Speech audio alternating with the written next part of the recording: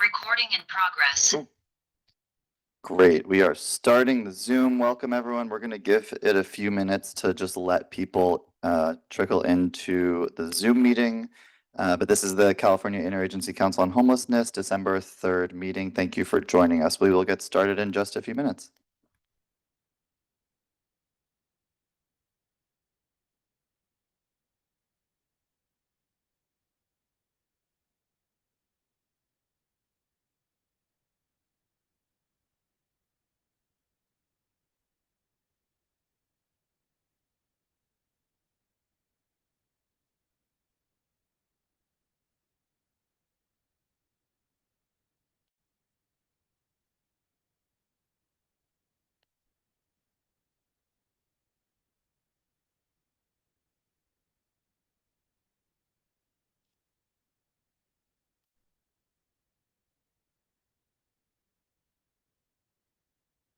Afternoon, everyone, council members and members of the public.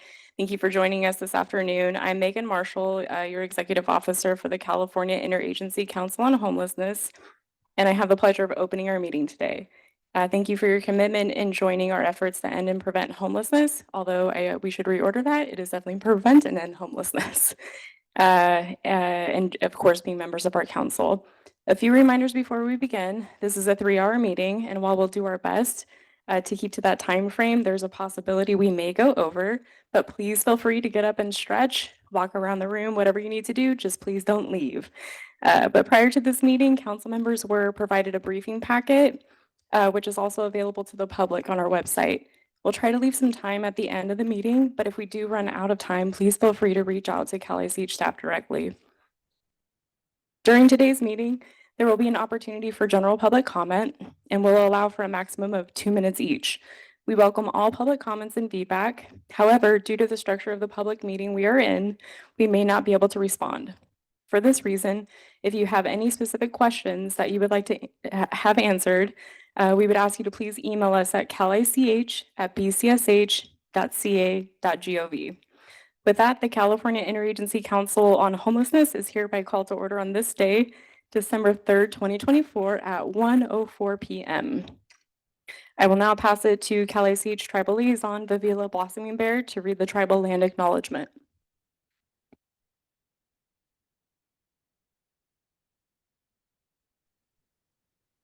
Good afternoon. We wish to acknowledge that Sacramento is the unceded homeland of the Southern Maidu, Valley and Plains Miwok, the Nisinan people, the Patwin Wintun people, and members of the Wilton Rancheria tribe who have inhabited this landscape since time immemorial.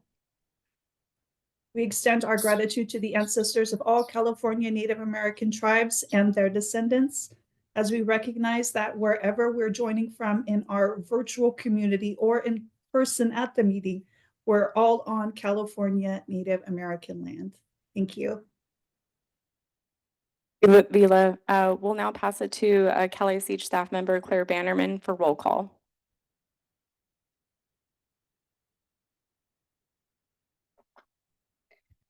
All right. Hello, everyone. Okay. When I say your name, please say here. And if you are a designee, please say your name and the council member you are here for. Tamika Moss. Present. Kim Johnson. Tomas Aragon. Michelle Boss. Stephanie Clendenin. Thank you, Chris Edens. Susan Damaris. Here. Rebecca Franklin. Margot Cashel. Present. Thank you. Veronica Lewis. Jeff McCumber. Oops. William McGee. Thank you, Deborah. Ina Pereira. Present. Thank you, Sandy. Rebecca Rowan O'Shaughnessy. Jennifer Troya. Lindsay Sin. Tony Tavares. Gustavo Velasquez. Nancy Ward. Here. Thank you. Marina Wyant, and Joe Xavier. Thank you, Vivian. And I believe I got everybody. Oh, kind of. Oh, perfect. Thank you very much. Okay. So we have a quorum and we will be able to continue with the meeting. We will now move on to the consent calendar. Let's see, sorry, my notes got a little funky there. Okay, so agenda item 2 is the consent calendar. The consent calendar is for regular or non-controversial items that need to be approved by the council via a vote. While we do not expect discussion from members, the council may engage in discussion on any items in the consent calendar if they so choose. We have 2 items up for adoption. It is the July 11th action plan input meeting summary and the September 5th council meeting summary. Are there any comments from council members or designees? Okay. Because this is an action item that will result in a vote, we will now open it up for public comment. Please keep comments to the items on the consent calendar only. If your comment is not related to the consent calendar, there will be time for public comment at the end of this meeting. If you are connected through Zoom, please select the raised hand icon. And for those joining us by telephone, please press *9 to indicate that you would like to comment. You'll be instructed to unmute yourself and you will have 2 minutes to make your comment. Are there any public comments in person? Okay, and now I will check online. Okay, no comments online. Do any council members motion for a vote to approve the consent calendar? Thank you. Thank you. Okay, so we will be voting with hands raised, and that includes online. So please raise your hand. We will vote via saying yes, no, or abstain. And if you are a designee not voting, you can just leave your hand down. We have 3 designees in person that will not be raising their hands. Okay, so for those voting yes, please raise your hand. Great, thank you. Those voting no, please raise your hand.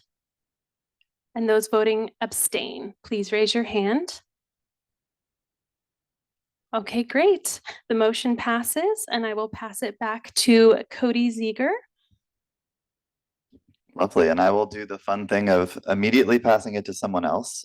So thank you all for being here again. I'm gonna flow through these. So I'm gonna pass it to our co-chairs, starting with Secretary Moss to give opening remarks. You need a mic.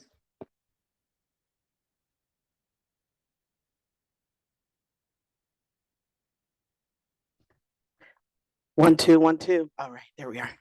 Hi, everyone. Good afternoon. I actually am going to pass the mic first to Secretary Johnson. I'd like to welcome her as our co-chair. Today is her first co-chair meeting. Yay. Secretary, really excited to work with you in this capacity. It has been amazing having you on the council and now in this role. So I would like to have you start with opening remarks and I'll pass you. Thank you very much. So it's great to be with you all again, but in this new capacity, and want to give tremendous gratitude to Dr. Galley in his leadership of this work in partnership across California Health and Human Services Agency and with Secretary Moss and the work of the Business, Consumer and Services Housing and just a tremendous appreciation for each of you and all the work that we're doing. It's an exciting time to join in as co-chair of this council, and especially today where we're looking at the action plan and the steps we are taking to work collectively together to really make a real significant moving of the needle on supporting unsheltered populations across California and building on that work. I also want to recognize and welcome Director Jen Choya, the new director of the Department of Social Services, and welcome her to the council.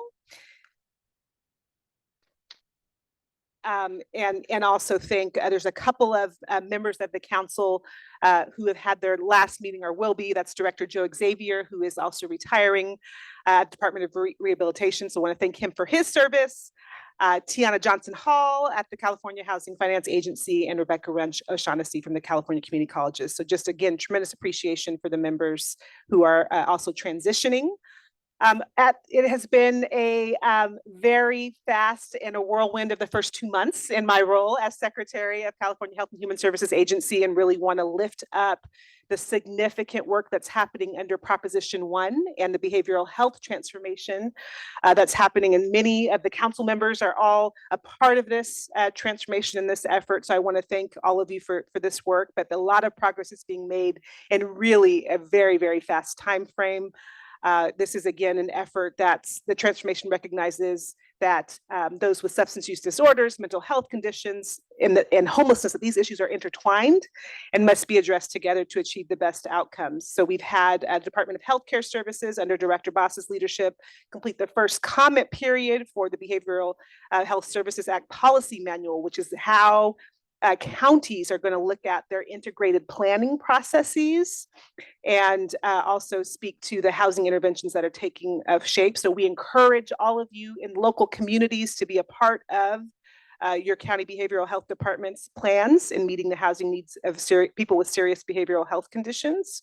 It is also a momentous week in that the Community Assistance, Recovery, and Empowerment, also known as CARE Act model, is now open in every county across California as of this week. And that's, again, an effort to help the most seriously ill people with untreated or undertreated schizophrenia or other psychotic disorders get life-saving treatment and housing they need to stabilize, recover, and thrive. I had the great privilege of seeing some of the work that was highlighted in some of our counties that were early adopters of CARE, particularly in San Diego, where they really talked about just seeing those individuals who had the very first opportunity. There was one a young woman who had had a roof over her head since she was a child. She couldn't remember the last time she had a roof on her head. So really, these are life-saving efforts. These efforts are happening in real time, and I want to thank all the partners across the state who are helping us. It's not a housing program per se, but it's absolutely a process that is supporting those that are unsheltered, civil court process designed to meet the needs of those individuals who are vulnerable to homelessness, incarceration, and conservatorship. So a great day for that to be launched statewide in California. And then finally, again, going back to the action plan, I really want to thank again the council members for their work in getting us to today, but also real significant appreciation to our lived experience board and the work that they've been doing to influence this action plan, as well as our advisory committee. So we'll look forward to hearing more public on how we can continue to shape it. But I like to live by one of the quotes from one of my favorite authors, which is Dr. Maya Angelou, who says, "Do the best you can until you know better. And when you know better, do better." So I say that in the spirit of the work we're going to continue to do to iterate on this plan as we are learning what is working, what is not, and taking the approaches to further the success that we're having and what's moving the needle. So very much appreciate this opportunity to lead with you, Secretary Moss, and I'll turn it back over to you. All right.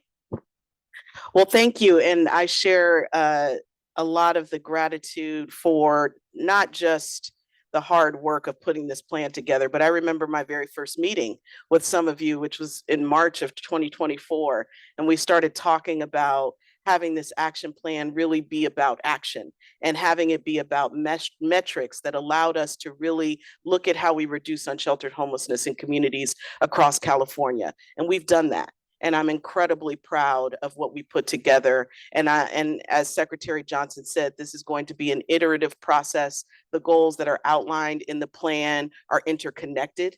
And we want to be able to hold ourselves accountable for what the governor asks us to think about all the time, which is how do we bring our California neighbors into housing as quickly as possible, but not just bring them inside. How do we make sure that they are moving toward long-term stability and prosperity? And that is really what inspires me about the work that we've done in this plan. It is also a 3-year plan.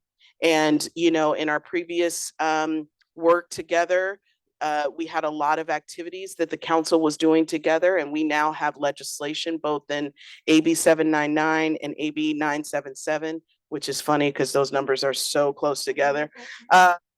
they basically say that we're going to be more accountable. But they also say that we're going to be working together to create baseline data through our HDIS system and really working with each of your departments and agencies to make sure that we are moving the needle. We're going to have dashboards. We're really going to be tracking our progress. So I think it sets a tone for the urgency that is what this crisis deserves. And I'm just so honored to be on the ride with you all to implement this work. Thanks also to our lived experience advisory board, our advisory council, all of the staff and stakeholders who have put their blood, sweat, and tears into this plan. And I really look forward to seeing how we will make it live. This is not just something that's going to sit on the shelf. It will be a blueprint for how we engage with our local jurisdictions, how we engage with our partners across this table and beyond, to really fulfill our actual mission, which is to prevent and end homelessness where possible. So really excited for this conversation today, and I will pass it back over to Megan. Thank you. Thank you, Secretary Moss and co-chairs. On the topic of farewells, the All Inside Federal Initiative will conclude at the end of this month. Beginning in 2023, California was one of 6 entities to partner with the United States Interagency Council on Homelessness and its federal member agencies to strengthen and accelerate efforts to address unsheltered homelessness. All Inside dedicated a federal official in each of the 6 communities, including California. Our California appointee, which, by the way, the state was the only state to have been included in those 6 communities. But our federal representative was Maxie Pulliam from the U.S. Department of Veteran Affairs. I just want to acknowledge the insanity that Maxie came into, being the only federal representative to assume responsibility for an entire state. So not sure she was able to join virtually, but just want to thank Maxie for her time and dedication. In the category of welcomes, I do want to acknowledge that we have with us virtually Secretary Christina Snyder-Ashtari from the Governor's Office of Tribal Affairs, who will officially be appointed to the council also through recently passed legislation in January. But she is joining us today to hit the ground running and to be as familiar as she possibly can be with our action plan. So thank you so much for joining us, Secretary. We appreciate your time and attention. And lastly, please join in my selfish excitement in welcoming my 2 new executive staff, Erica Costa. Erica, if you just wave at the crowd, thank you so much. Lovely lady in red. She's our Cal-ICH Director of External Affairs and is joining Cal-ICH most recently from former Assembly Member McCarty's office. So we're very excited to have her and her expertise. Also new to the executive team, but no stranger to Cal-ICH, is newly appointed Director of Policy and Innovation, Courtney Tacker. Courtney most recently oversaw our Division of Local Initiatives in Cal-ICH, and having most recently served myself in local government, very much appreciate her attention to support local jurisdictions who are responsible for implementing the work of this good council. So I want to end by thanking all of you for your commitment and contributions throughout the development of our statewide action plan to prevent and end homelessness, which we're hoping to adopt in the next agenda item. It reflects not just the vision of the council and the administration, but the collective wisdom and dedication of our broader network of stakeholders, many of whom are joining us in person online, but certainly have had their voices heard. This plan is a direct result of 15 months of extensive engagement, a process in which each of you, along with your expert staff, have played a vital role. You've seen draft, shared insights, and shaped the priorities of the plan, which should be very familiar to you all, and familiarity ensures that we can move quickly into the next phase, implementation. Unlike prior plans, this is a focused 3-year roadmap with clear, measurable goals. It allows us to track progress, refine strategies, and hold ourselves accountable to the outcomes we aim to achieve. The plan outlines specific actionable steps that address prevention, housing, services, and systemic barriers, providing a comprehensive framework to tackle homelessness. And with that, I will pass it over to Cody to present on this item. Great. Thank you. Well, glad to be back up here talking about everyone's favorite topic today. But again, thank you to everyone for being here And to those of you who it's your first meeting, welcome. We're very excited to have you. And for those of you who it's your last meeting, we were very grateful for your contributions, as everyone has said. It really has taken all of you and so many of your staff to get to where we are today. So just want to acknowledge all the time and effort and thoughtfulness that's been put into this so far. So speaking of where we've been, I want to talk a little bit about how we got here. So you may remember long ago, September of 2023 was the first time that we talked to you all about needing to develop a new action plan. So we talked with the council, we got your thoughts about what you liked about the existing plan, what you wanted to see going forward. The word bold came up over and over again, and that was really the thing that our team took to heart. Later that year, we presented the draft structure to you all. We talked through, what does an effective structure for a plan like this look like? And then in the first sort of quarter of the calendar year of 2024, really started doing public input alongside tribal consultation across the state. We had virtual and in-person meetings with a variety of partner groups that you all sort of pointed us to as important people to engage in this topic. We also started our planning with the Lived Experience Advisory Board at Cal ICH, who you'll hear from in just a moment. And they really, starting I think in February at each one of their monthly meetings, they sat with me presenting to them about different pieces of the action plan, just so that they could get really embedded in the process. They could hear about the different pieces, they could give feedback. And each month we came back to them saying, okay, here's what we heard from you last month. Is that right? Here's how we incorporated it, right? So they'll talk a little bit about that. But they were super helpful, and just really, their value to this work is hard to overstate. We talked about the draft goals, right, with you all. Then we continued input, we continued working with the LEAB. We, in the summer of this year, started planning with each of you. We had many template documents that you may remember fondly, hopefully, that went back and forth, many iterations of actions, and here's what we are going to do as a department or an agency. And to get to the place where we all had individual actions that we felt good about, that we felt were strategic and moving us towards our goals. We had a special council meeting to develop collaborative actions to include in the plan. And then most recently, we finalized those actions, finalized our goals, and now you get animations today and my slides. So we are here to propose the new action plan to the council for adoption. And as soon as that happens, right, we're going to think about implementation and dissemination of the plan. So we'll have some time to discuss that in this agenda item. But before we begin, I'm going to pause and ask my colleague Lisa to join me up here to help facilitate the conversation with our LEAB members. And while that's happening, I am going to pull down the slide. So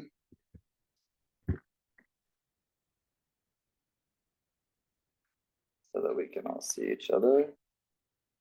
So as soon as they join, turn their cameras on, they should be. They should be here.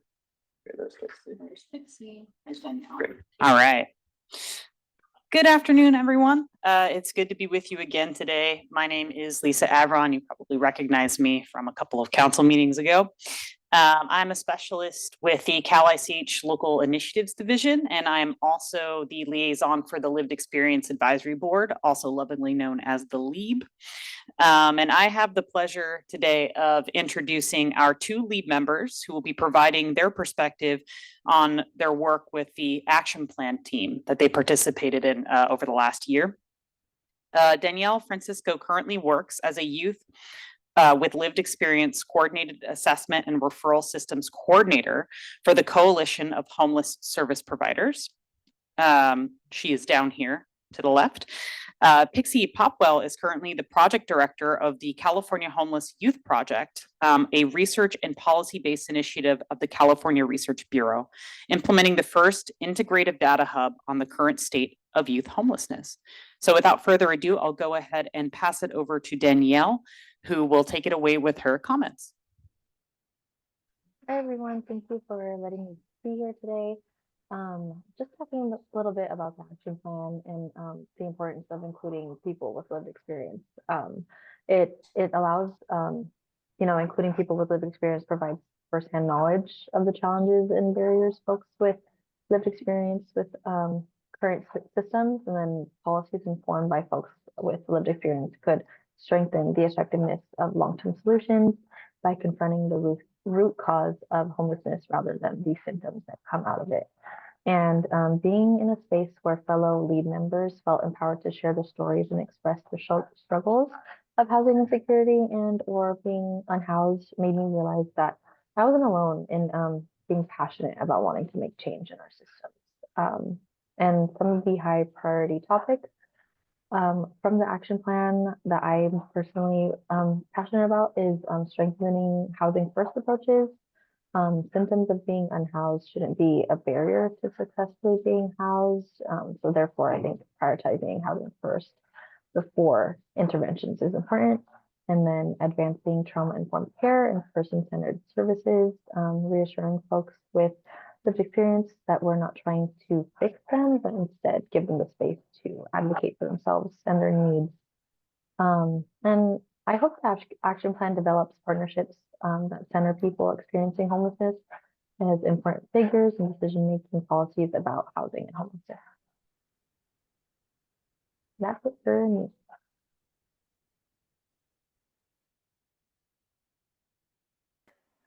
And then I'll just jump in. But I'll be speaking from my experience, but I also have some inclusions from my fellow lead members to ensure that my voice is not taken as the sole collective truth of the experience. But I want to nod to the Cal ICH team to include like Lieb and, as you saw in the timeline, like a lot of others with lived expertise, as we are the ones who have or are currently navigating these services and systems addressed in the action plan. One point I want to ground in is that often we hear that we need to make sure that we include and support those who are boots on the ground. However, this misses the perspective that people experiencing homelessness are bare feet on the ground, navigating these gaps that aren't met within the milestones without the protection of employment.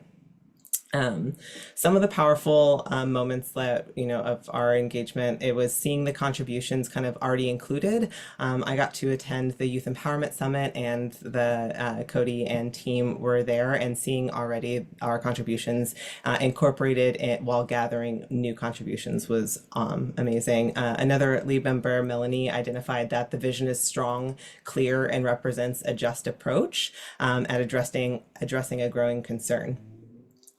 Some of the topics or priorities that I kind of want to highlight is, and Melanie also agreed on this, is that we made sure that housing first is absolutely important, and sometimes that becomes and has become a buzzword, and needs to look at that it's not housing only, that we can't just be, okay, now I've got housing and now do all the things, that there needs to be a commitment to the independent living spaces that honor the true definition of home, and to make sure folks can do that sustainably. Marjorie also identified that the other kind of buzzword of inclusion has to be seen through a nuanced lens, that it not only like translation services or needs, but also in the terms of like ableness or accessibility needs like Braille, TTD, TTY, and other things. Our kind of the hope, how it can be used and as it's implemented or in adoption, that collaboration is really important, right? Collaboration is beyond just communication. We really have to share our resources and knowledge, and that we, as all of us in the Cal ICH teams need to take the onus of responsibility, that the system gaps have real direct implications beyond not met quantitative outcomes. And Melanie identified that this also can create a ecosystem for change and progression. And then finally, like the action plan is a scaffolding for change. I really did appreciate hearing that it's not like the final draft, but adoption is one step, and it doesn't mean anything without ongoing continuous supported implementation. That accountability piece is really important, but that it's paired with intentional adaptability to accommodate ongoing needs. So, thank you.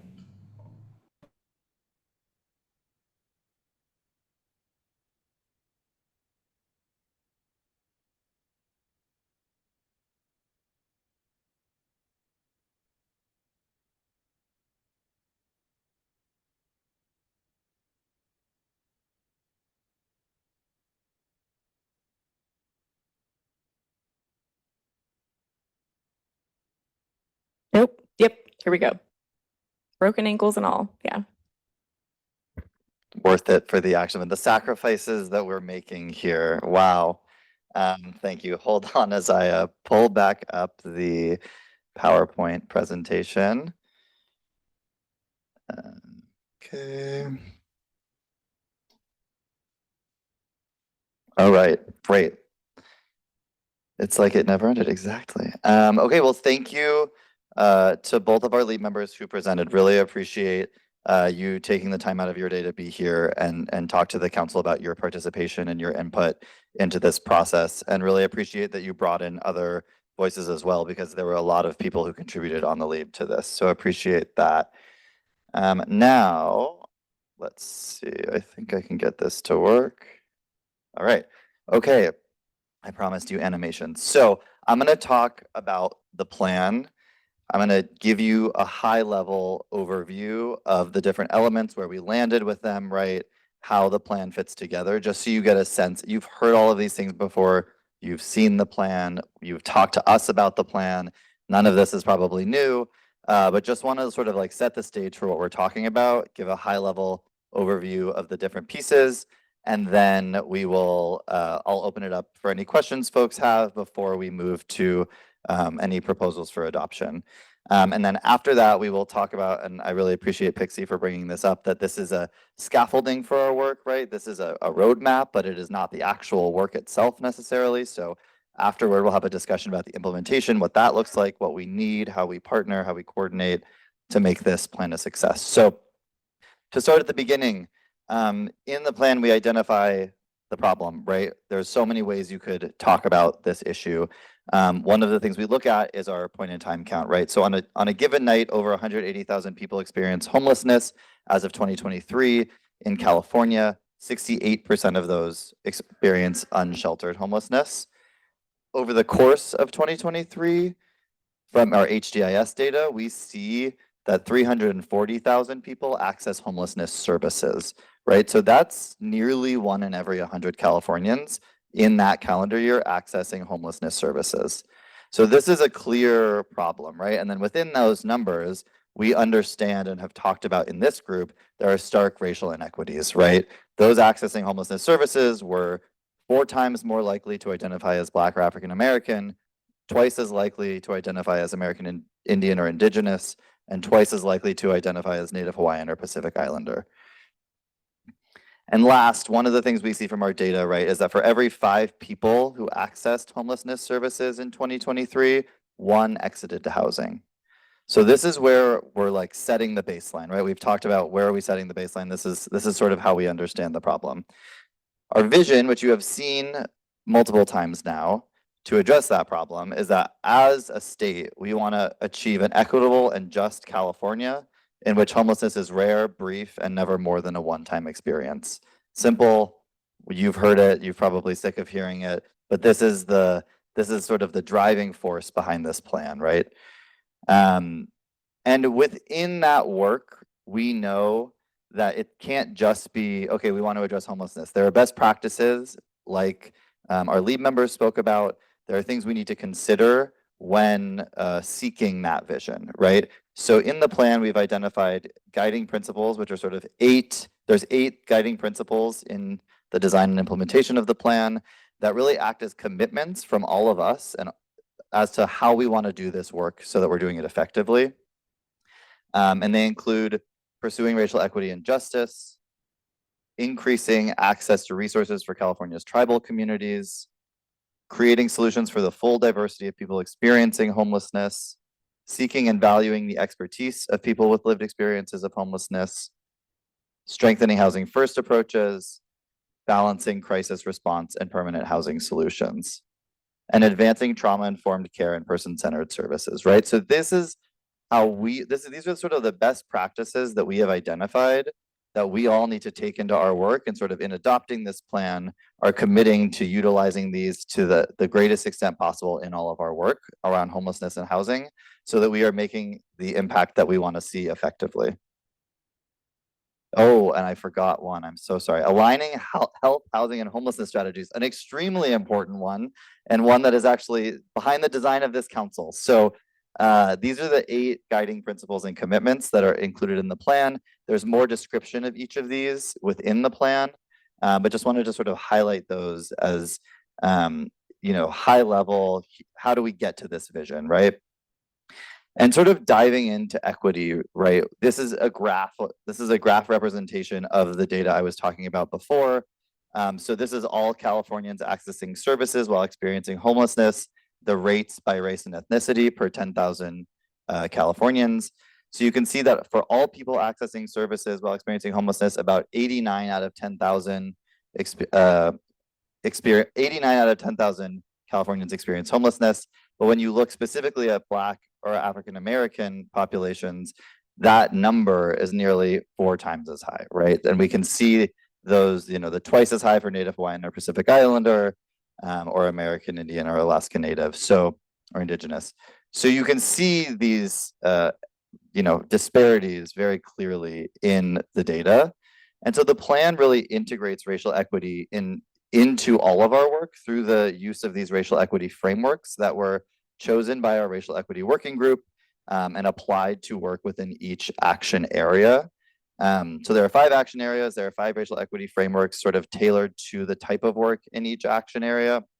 And our racial equity working group is actually working on becoming sort of a hub, almost like an internal technical assistance provider for all of us here, so that when we're designing or implementing these programs that we're calling out in the action plan, they can provide their assistance and their knowledge and guidance in making sure that everything is designed and implemented with equity in mind. And within those frameworks, right, they have methods of collecting and analyzing data. They have recommendations on how to involve communities in decision making, how to provide training and technical assistance to our partners, and how to increase resources equitably, right? So this acknowledgement of equity is throughout the plan, not only in numeric goals, right, and trying to break down and disaggregate data by race and ethnicity, but also through our thinking about how do we design and implement programs in the first place.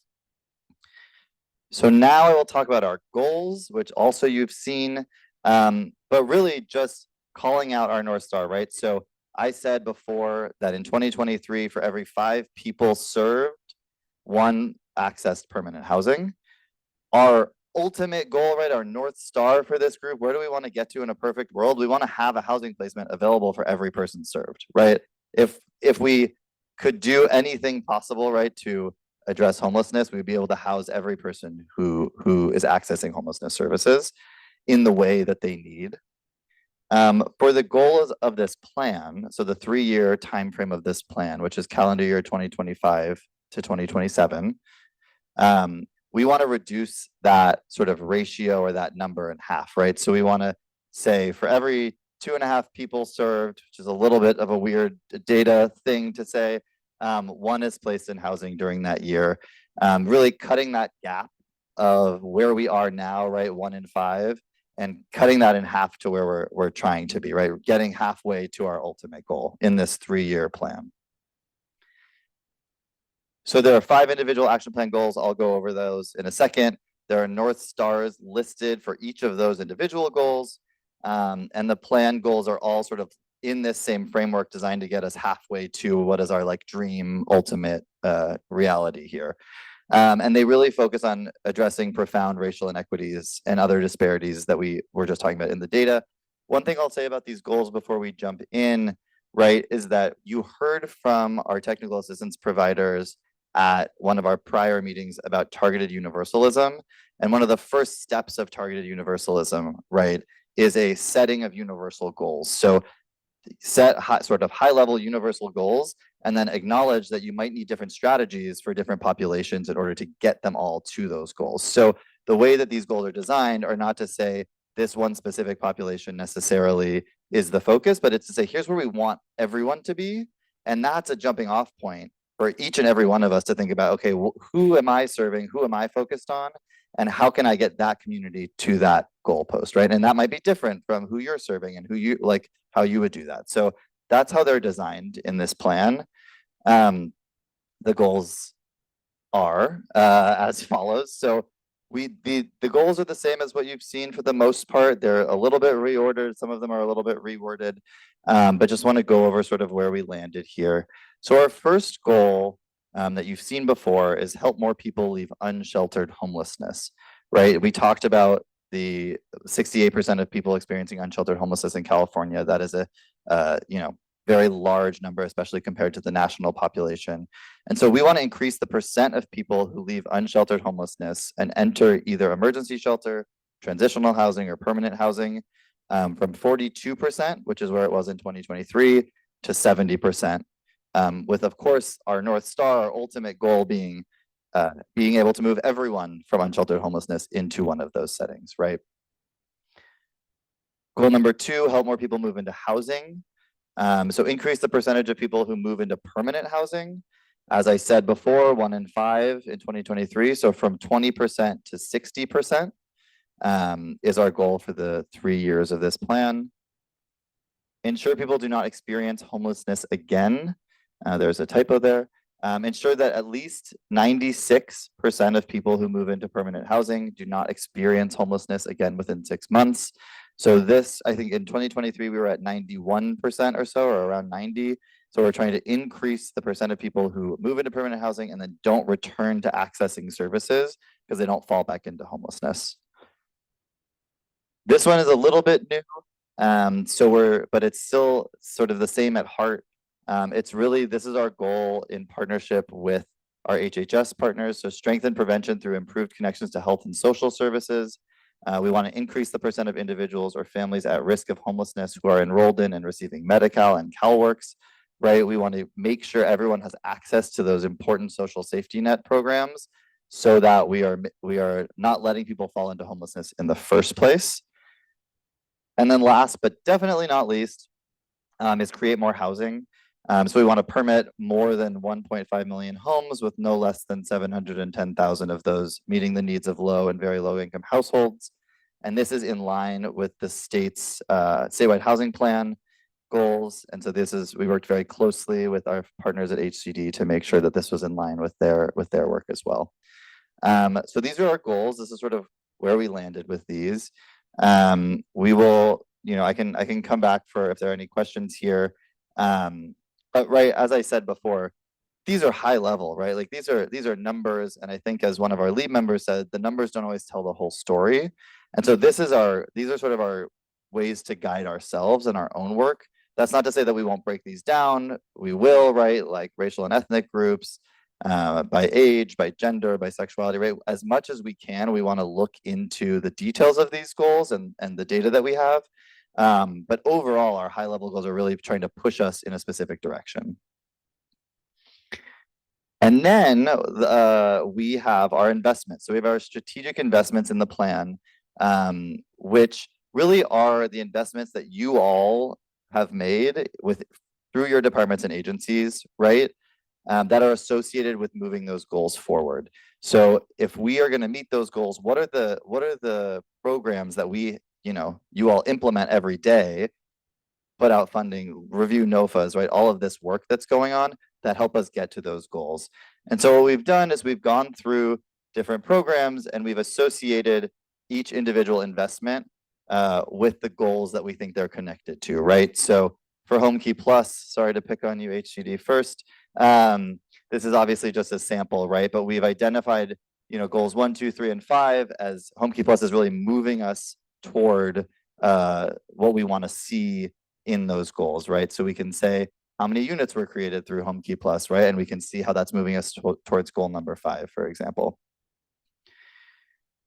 Just more examples from DHCS, right? Behavioral Health Bridge Housing, Home Safe, low-income housing tax credit programs, and the homeless and housing and insecure pilot program, right? So we have these actually in the plan for all of the investments that you all have. This is only a sample because we could not fit that on one slide, but they are listed out there, really as a way of showing like this is the culmination of a lot of the work that is being put out into communities, right? A lot of the investments that are out there that we think are helping us achieve these goals. So there's a whole section in the plan that sort of lists those and says which goals they're associated with and which departments implement those. And then we get to our action areas. So we think about our investments first, right? That was the last section I just showed you. And then we have our actions. And the actions are really all the work that's happening behind the scenes, right? That you can't necessarily point to and say, this coordination between these departments led to the creation of X units, right? Because it's not always as direct as that.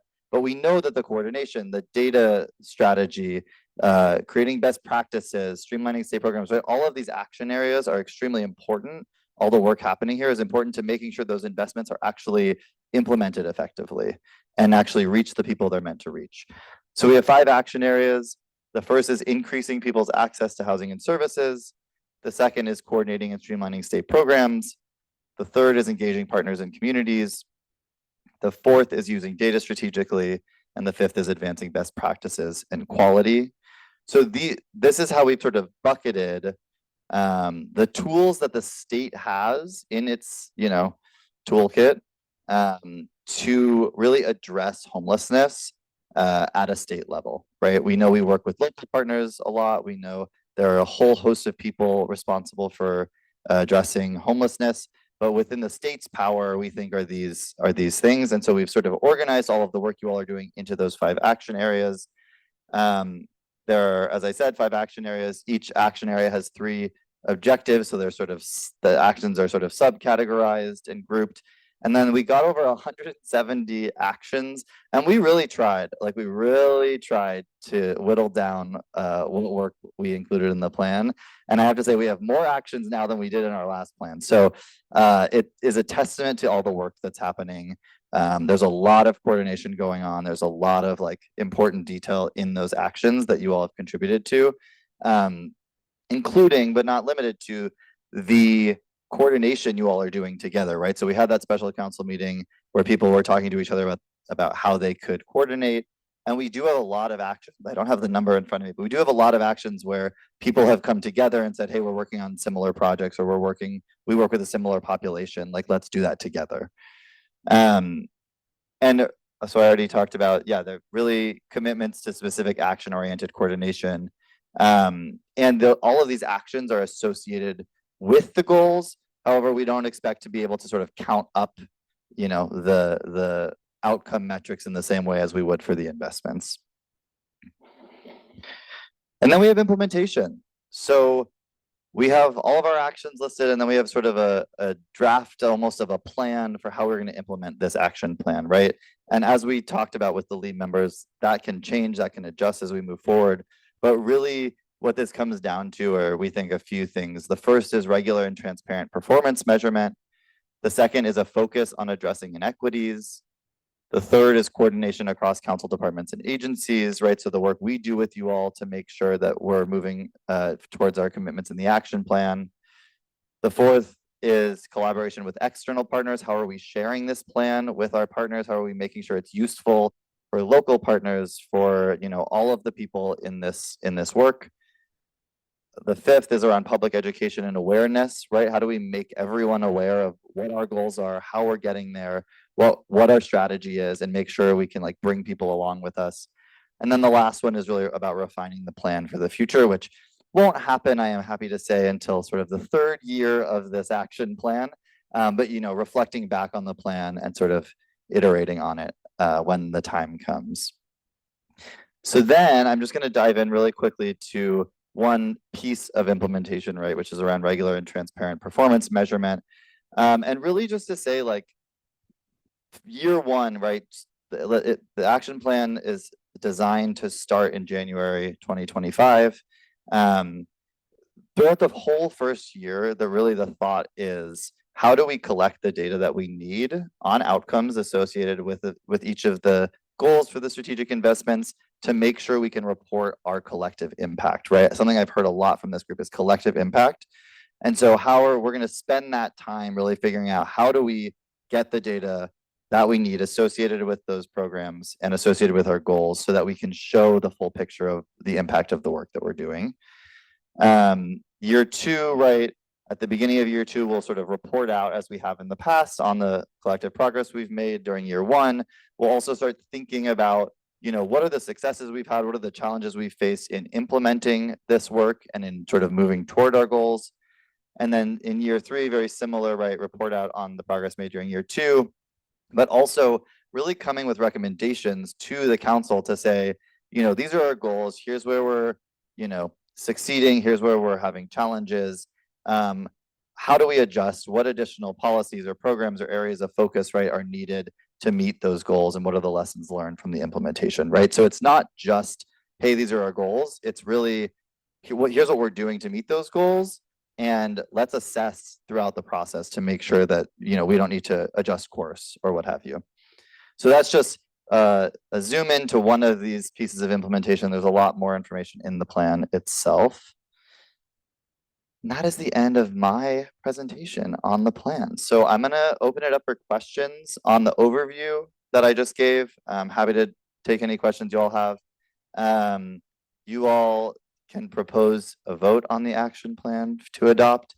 And then really where we want to go after that is talking about implementation, right? Because amazing to have a plan, and I will take, I think Pixie said this, I will take this and just keep running with it, right? Like it's only scaffolding. And so how do we move it forward?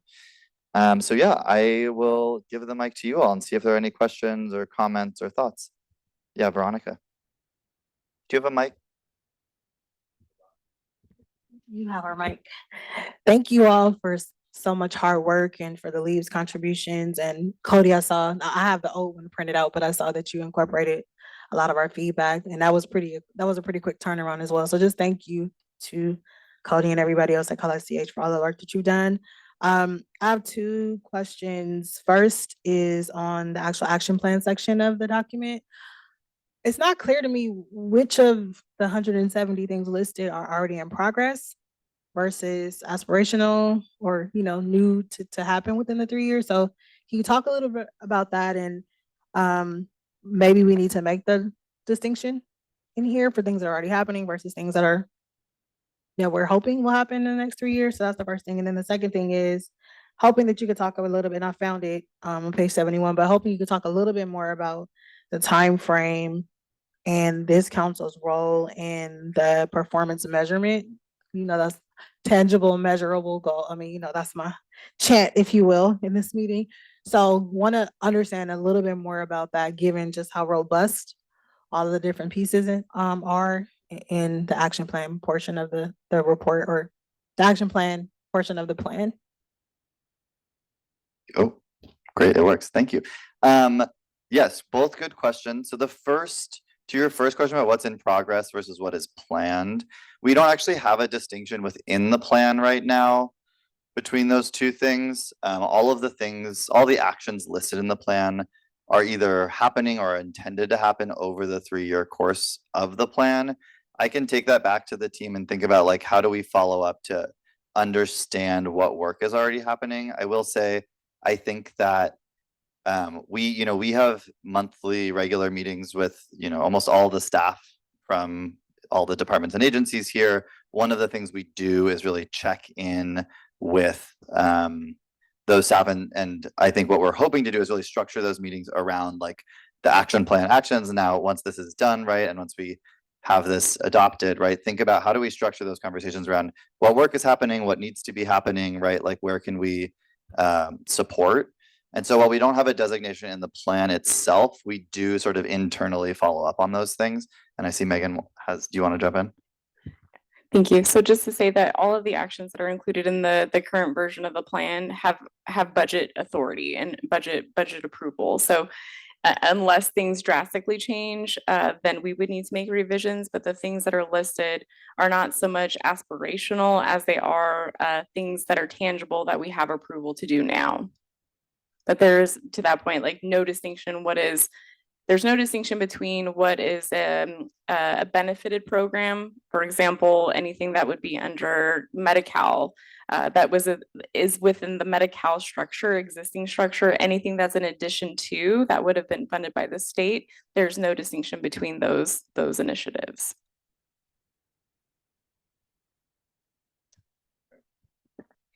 And then your second question was about the timeline. Is that right?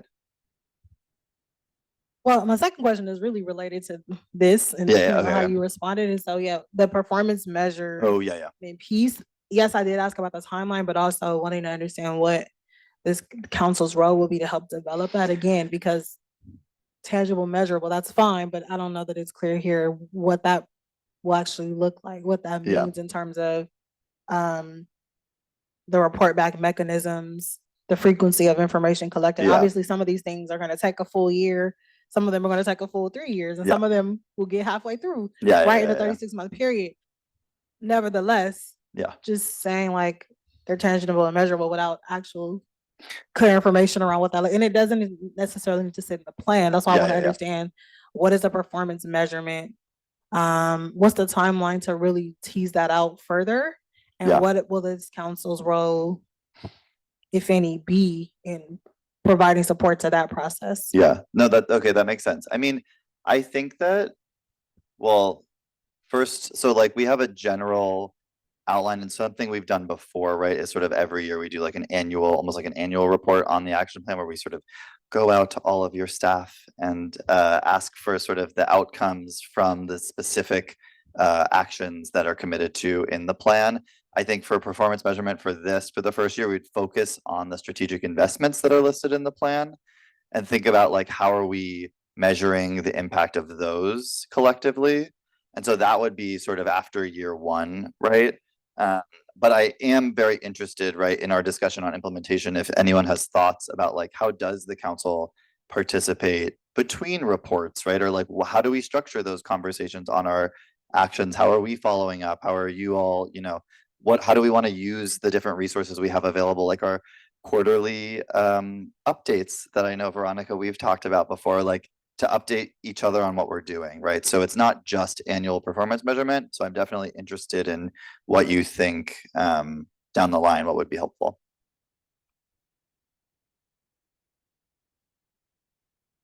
Who else? Yeah, Rebecca. Do you have a mic down there? Sandy? Yeah, great. I can't keep giving away my mics. I'm sorry. I would if I could. Yeah. Okay. Yeah, and I hog mic, so it's good that you don't give one to me. So really appreciate this action plan. I think, from the community college perspective, we're able to, I think, thinking about the commitments and how do we embed that into our existing programs, and then some of the goals and how do we kind of turn that into actionable goals for our system. But I think, I guess my comments are in two areas. One, I see year one being kind of data collection and outcomes, and really encourage that you work with stakeholders like us, just because we're not a housing agency, right? The way we have experienced incredible challenges complying to 977, just because we don't have the data that way, we don't collect the data the right way, not the right way, not the same way that that's been required. So how do you work with stakeholders? And it will require investments. Like, for example, our data, all the student data at a system level is a year behind, right? Like, that's just the baseline. So like, how do we work through that and make it actually not too much of administrative burden for us, but still like kind of accomplish the goals will be really important on the front end. And then the second one, I think, putting my council hat on, thinking about appreciate we have quantitative goals, but then the action plans are still fairly fluffy, qualitative, right? I think even now, do we have tight enough a theory of change to say, if everyone reaches their goals, right, and then we assign some kind of number right next to it, all these numbers roll up, does that get to the goals? Because if it doesn't on year one, then we have wasted 3 years to get there to say, oh, we actually couldn't get there. So like assigning something and doing the hard work, I think early on, I think will be, helpful. Thank you, Councilmember. I just want to acknowledge that we knew in the onset of these goals that they were very aspirational. This is the first time that this action plan has incorporated those goals. I would just offer to this council that if we don't reach those goals, if we're in a deficit on year 2, that's an opportunity to do an about face and to acknowledge, opportunities within policy, within program to make the necessary changes that could be beneficial for year 3, or certainly inform, future policy decisions. I also want to acknowledge that Councilmember Dr. Kushel has had her hand up for some time online. So Dr. Kushel, if you'd like to speak. Yeah, thank you so much for this. I'm sorry I couldn't be there today. This looks amazing. Just two quick questions or comments. One is on the how often, or where should we be involved? It seems that if we're identifying successes and challenges and those involve things like coordination between the agencies, we would want to know about those sooner rather than later, and perhaps that type of assessment should be looked for, and we should look, and identified and called out to this group, which should be the ones who can work on that. So that's sort of pulling together the implementation activity 1 and 3. And then the second thing is just to sort of state the obvious that with the changes in the federal government, there may be need for significant adjustments in goal setting or whatever if expected funding doesn't come through, or if there are big changes that we had not anticipated when this was being written. Thank you. Yeah, thank you, Dr. Kushel, appreciate that. And I'll just say on the first point around implementation, right? So what we have in the plan is sort of a description of these different activities, right? But I do think that part of the work going forward is going to be to develop like a much more detailed implementation plan and figuring out like how do we use your all's time, the time we have with your staff, the time we have with our lead, the time we have with our advisory committee, right? To really make sure that we're identifying and lifting up those successes and challenges, right? And identifying opportunities where we may need to, as Megan was talking about, redirect focus, right? Or how we can adapt to a changing federal landscape, but definitely interested in your all's thoughts on that, because we don't want to make it up and then tell you what to do, right? This is your all's plan. We need your thoughts about how to do that implementation, but definitely noted that early discussion of like the coordination that needs to happen to achieve to sort of meet the commitments that we're making in this plan is definitely necessary. Just a couple of comments here. I want to build on some that have already been stated. So just to Dr. Kushel's last point, I think on the strategic investments, it might be helpful, particularly because this is going to be point in time. Again, we're talking about it being iterative. We're going to change it over time.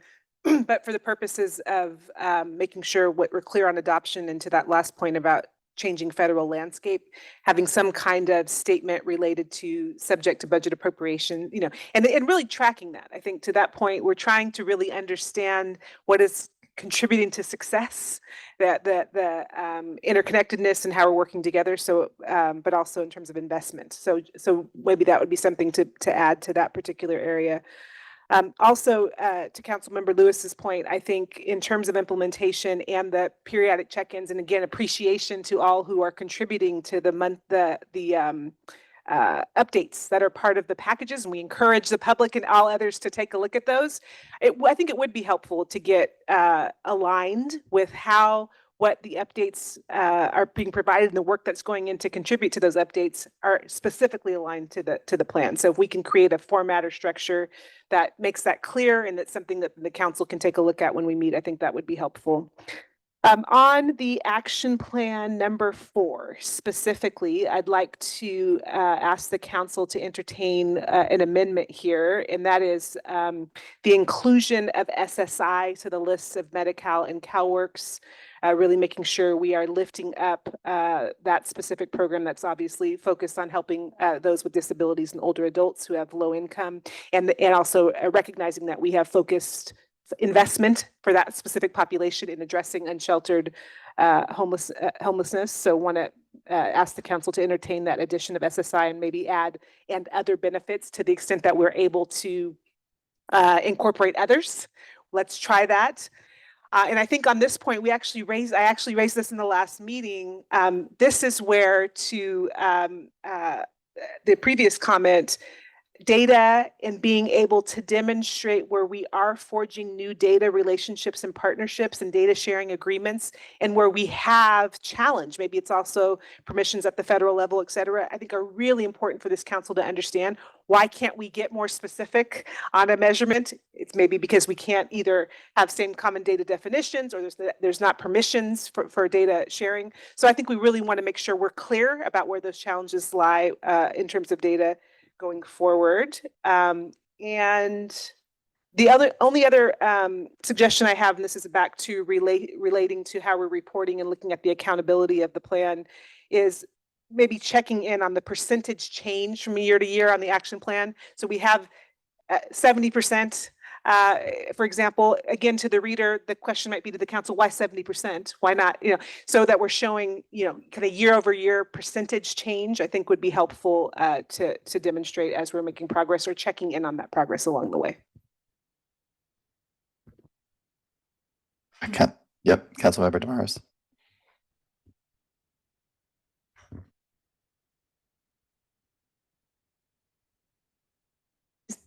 You can use this one. They're a little finicky. Yeah. Okay. First, my thanks to everyone in this room and not in this room who contributed to this plan. It's excellent and excited to embark on it. I had just some practical questions, a little bit off of what we heard from the secretary. When we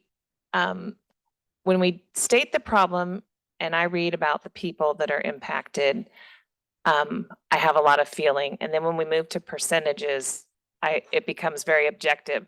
And so where we can translate percentages to people and numbers, I think it would be really helpful. I also wonder, so in year one, we're using the point in time count from this year. So what happens to the percentages if those numbers, do we use that for all 3 years, the 180,000 number, or do we adjust it annually and the percentages change and we're Yeah, great question. I'm going to jump in because I was not clear about that. That is a very good question. So actually these first three, the 180 number was confusing. It just was table setting. We are actually not going to use the pit count data for any of these goals. So I should have said specifically, and thank you for calling that out. So the first three goals actually use HGIS data, which we do get on a quarterly basis, right? So that HGIS, if you remember, is our database that collects information from all the local HMIS systems and sort of deduplicates and combines them so we can see a picture of homelessness services accessed across the state. So these first three actually utilize HGIS data that we get on a quarterly basis. And so we will, we are sort of baselining at 2023 in this way, but that's not to say like we will have data regularly, right, over time. So that is a clarification.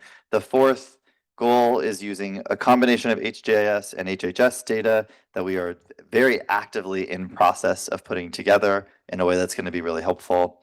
And then the fifth is really specific to HCD's data and the data that they're reporting on the housing goals.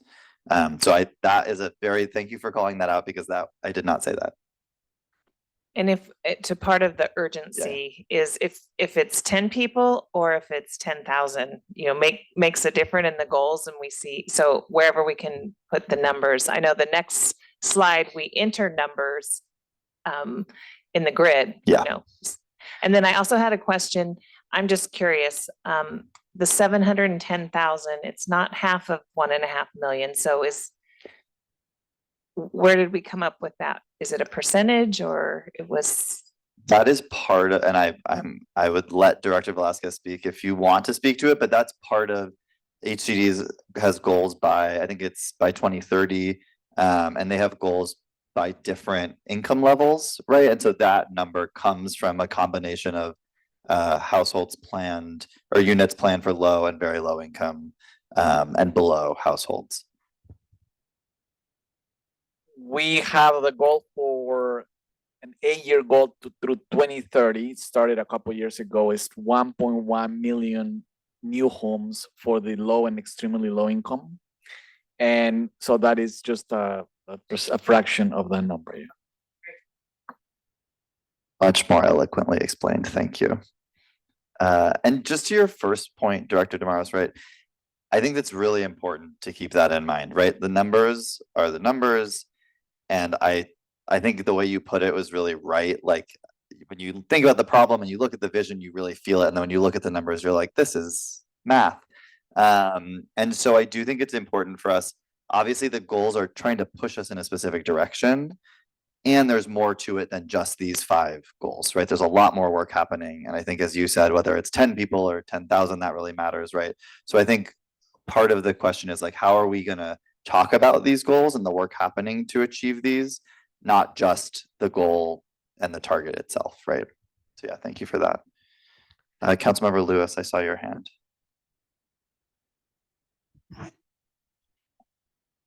And then we have Co-Chair Moss after Councilmember Lewis.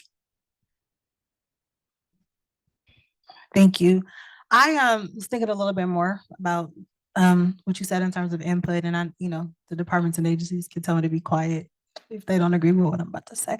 But thinking about implementation, I think that it would be really helpful as it relates to the action areas and the action plan if within the first 6 months of 2025, the lead agencies attached to each of these at least could add to the table with like the projected either implementation start date, end date. And again, I don't expect that all these things will happen before, but I think again, we need some kind of mechanism to measure against. And I'm concerned that if it's just left as is, and we just report out on the things that we report out on, and there's no framework for what are the things that we're aiming to work on in year 1, year 2, year 3, and maybe just begin at the end of year 3. And so as you're thinking about the performance measures, measurement piece, and tools and structure around that does not create administrative burden, but also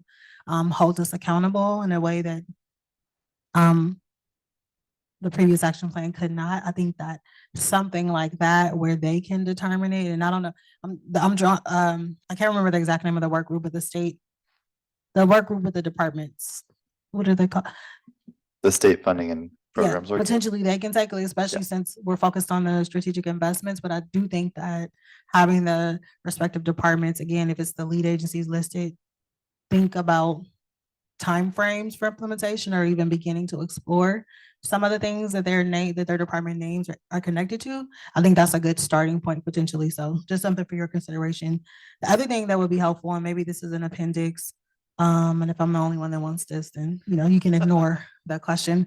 But a list by department with the respective action areas attached to them would be helpful. As of this is based on the action areas, but having the department list with the different action areas they're connected to under their department would be helpful to see. Yeah. And it doesn't need to sit here, but if it's in a supplemental document, that would be helpful. And then the last thing I want to raise, and it's something I brought up to Cody, but I just want to say that families with children, unsheltered families with children experiencing homelessness is a rising and growing unfortunate population in California. And I just want to, obviously these are, high level statements in this document, but I just want to lift up the fact that we need to consider that population. Obviously, the majority of the folks that are living outdoors are single adults or couples who don't have kids or don't have children in their care or don't have minor children at all. But I just want to lift that up as you all are thinking about these things, that don't forget about all of the coordination and the nuances connected to toddlers and in particular school-age children. Besides the education pieces. So I just want to lift that up because it's not something that's talked about a lot in this space, and it's a growing population. Unfortunately, there's lots more kids sleeping in vehicles, sleeping on park benches across our state. And so I just want to flag the need to continue to think about children and the nuances related to them being unhoused, precariously housed, et cetera, as you all are taking this back to your respective departments and thinking about what it means for your departments. Yeah, thank you for that. And I'll touch on one thing that you said, which is right now, and the way we've been doing this is like static PDF document. My dream and what I'm hoping to move towards is actually like on our website, having sort of a filterable list of all the actions and the investments, right? So that it's not just, hey, here's the order that we've chosen, but you can say, I want to know everything that this department is doing, filter for the actions of this department, or I want to see the things that are relevant to this goal, right? Filter for the actions relevant to that goal. So, and that also, a little bit selfishly makes it easier to keep them updated and adjust them as we need to, right, over time. But really making both the actions and the strategic investments as well as our goals more easy to engage with on our website. And that's part of our work going forward, so that it's not like flipping through a PDF, but that it's really like, okay, we can see the things we're trying to see, or like the population we're looking at. Here are the things the state is doing on that. So a little bit of inside baseball, but that's one of the hopes for going forward. And before I pass it to Co-Chair Moss, I just want to acknowledge that with recent past legislation, CalICH does have not just the authority, but the obligation to work with council member departments to acquire financial information for programs. Previous legislation gave us the authority for outcomes data. And so really this is the first opportunity we have to marry those two. So with that, of course, would love to hear from I think 6 months is a reasonable time frame for us to come back and say, this is the work that we've done. This is the work that CalICH staff have done in the meantime, and this is what we've heard. Certainly departments are going to be, council member departments are going to be important in that conversation, in terms of staff capacity, data already collected from their grantees, et cetera. So it is a very nuanced conversation, and I think is going to be a little bit dependent on program. But we can absolutely come back within 6 months, which I think is what statute already requires us to establish for 799. But yes, I just want to acknowledge Councilmember Lewis that is a reasonable time frame for us to come back with a framework. So, Co-Chair Moss.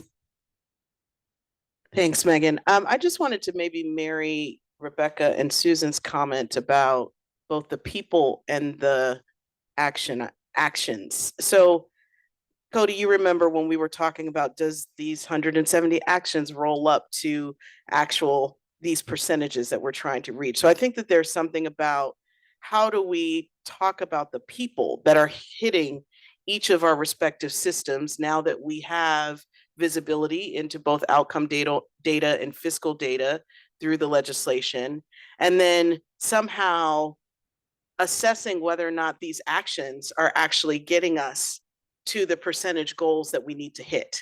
I think that's kind of the crux of it. So therefore, we can make adjustments in real time, maybe at 6-month intervals, maybe at whatever, to say, hey, these 10 programs, revenue streams, whatever, are serving this percentage of people, but we still have a gap. So I wonder, and we can maybe think through with staff about how to bring those two pieces together so that, and then, hell, maybe there's even a way to visualize it in a dashboard or something that allows the public and the council to have more visibility into that.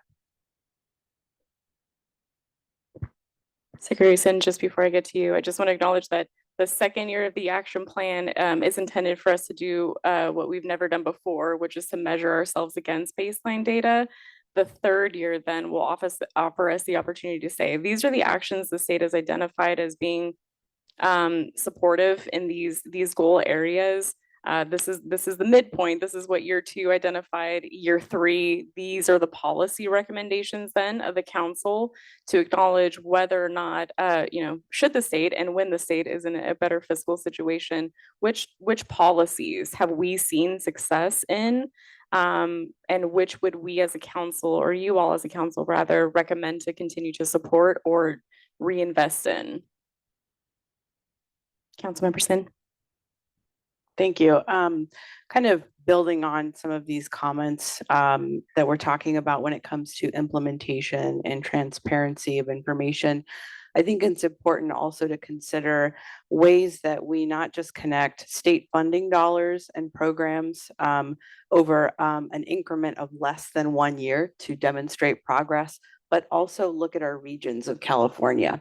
We'd be remiss in not considering the fact that not only do we need to tell the people and show the people of California what we're doing for many, many reasons, but we also need to connect that to regions, because what we still lack in this space is county and city representation at a level that connects our actions to what's happening on the ground.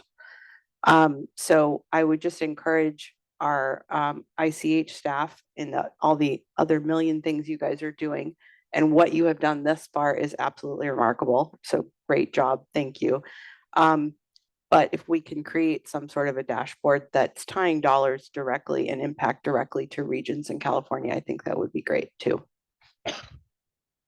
Thank you, council members. And I just want to acknowledge that CalICH does post HDIS, which is the statewide collection of continuum of care data from all 44 COCs in California. We have that available now, but we in the Division of Local Initiatives for CalICH are taking, much like our colleagues at CDPH did in the time of COVID, taking a regional approach and trying to build coalition in those like regions so as to promote best practices, offer very targeted technical assistance, and we'll certainly use, the intention is to use data, of course, to inform those approaches. Great. Yeah. To follow up, is there in action area 4, is there anything under the data section that speaks to what was just mentioned by Dr. Sin to create some type of dashboard? Does that exist? Oh, a already? dashboard for this plan? Yeah, well, with respect to regions. across No, the we state. don't have any action in the plan related to the plan itself. But I think part of our work, sort of like I was saying before with the actions being filterable, is to think about how do we, at least with the HGIS data we have on our goals, right, make that into a usable, oh my gosh, I'm forgetting the word, data dashboard. Thank you, our favorite word. Probably because our director of research is going to be upset at me for saying I would like to have a data dashboard specific to our goals. No, I'm just kidding. She's fine with that. But really to not just report out once a year, right? But to be able to say within HGIS data, right? We get that data quarterly. Can we somehow have that be updated automatically from the data we're getting in HGIS, right? Can we filter by location or by region because we know where the data is coming from, right? I think that's a project in and of itself to do. It's not reflected in action in the plan, but it is something that we have on our radar for sure. And Councilmember Lewis, I'll just say for number 4 specifically, some of the data comments I was referencing need to be sorted through for the specifics of how we can get the last conversation we had on here. We also talked about CalFresh food supports, right? And we know that there are data limitations in sharing there. So we'll utilize kind of where we would like to go, add that other safety net resources and benefits, and then determine and kind of report back to the council on what's doable in terms of data on those particular areas. I also want to say, Dr. Cashel, we will continue to engage with you as you lifted up for us in the study that many of those that were unsheltered were also engaged in receiving some of the safety net benefits. So how we're, again, for me, goes back to the interconnectedness of these goals, right? You have to have the affordable housing to be able to navigate to it, for example, right? So we'll want to lean on you a bit here on how we really are measuring prevention more broadly in this plan work as well. Yeah. Dr. Grushel, do you want to say something? No, just happy to work with you on that in any other way we can be helpful for sure. Yeah. Lewis, before you jump on, I just want to acknowledge for the benefit of the public, the study that was referenced by co-chair Johnson is separate from the work of the council as a body. It is work that's being done with the Department of Social Services for the benefit. Our general counsel would not be happy with me if I did not make that distinction. So with that, Councilmember Lewis. Yeah, I was just going to say, in terms of using data effectively, even what you lifted up, Secretary Johnson, in terms of the limitations of the data, even being transparent about that, right?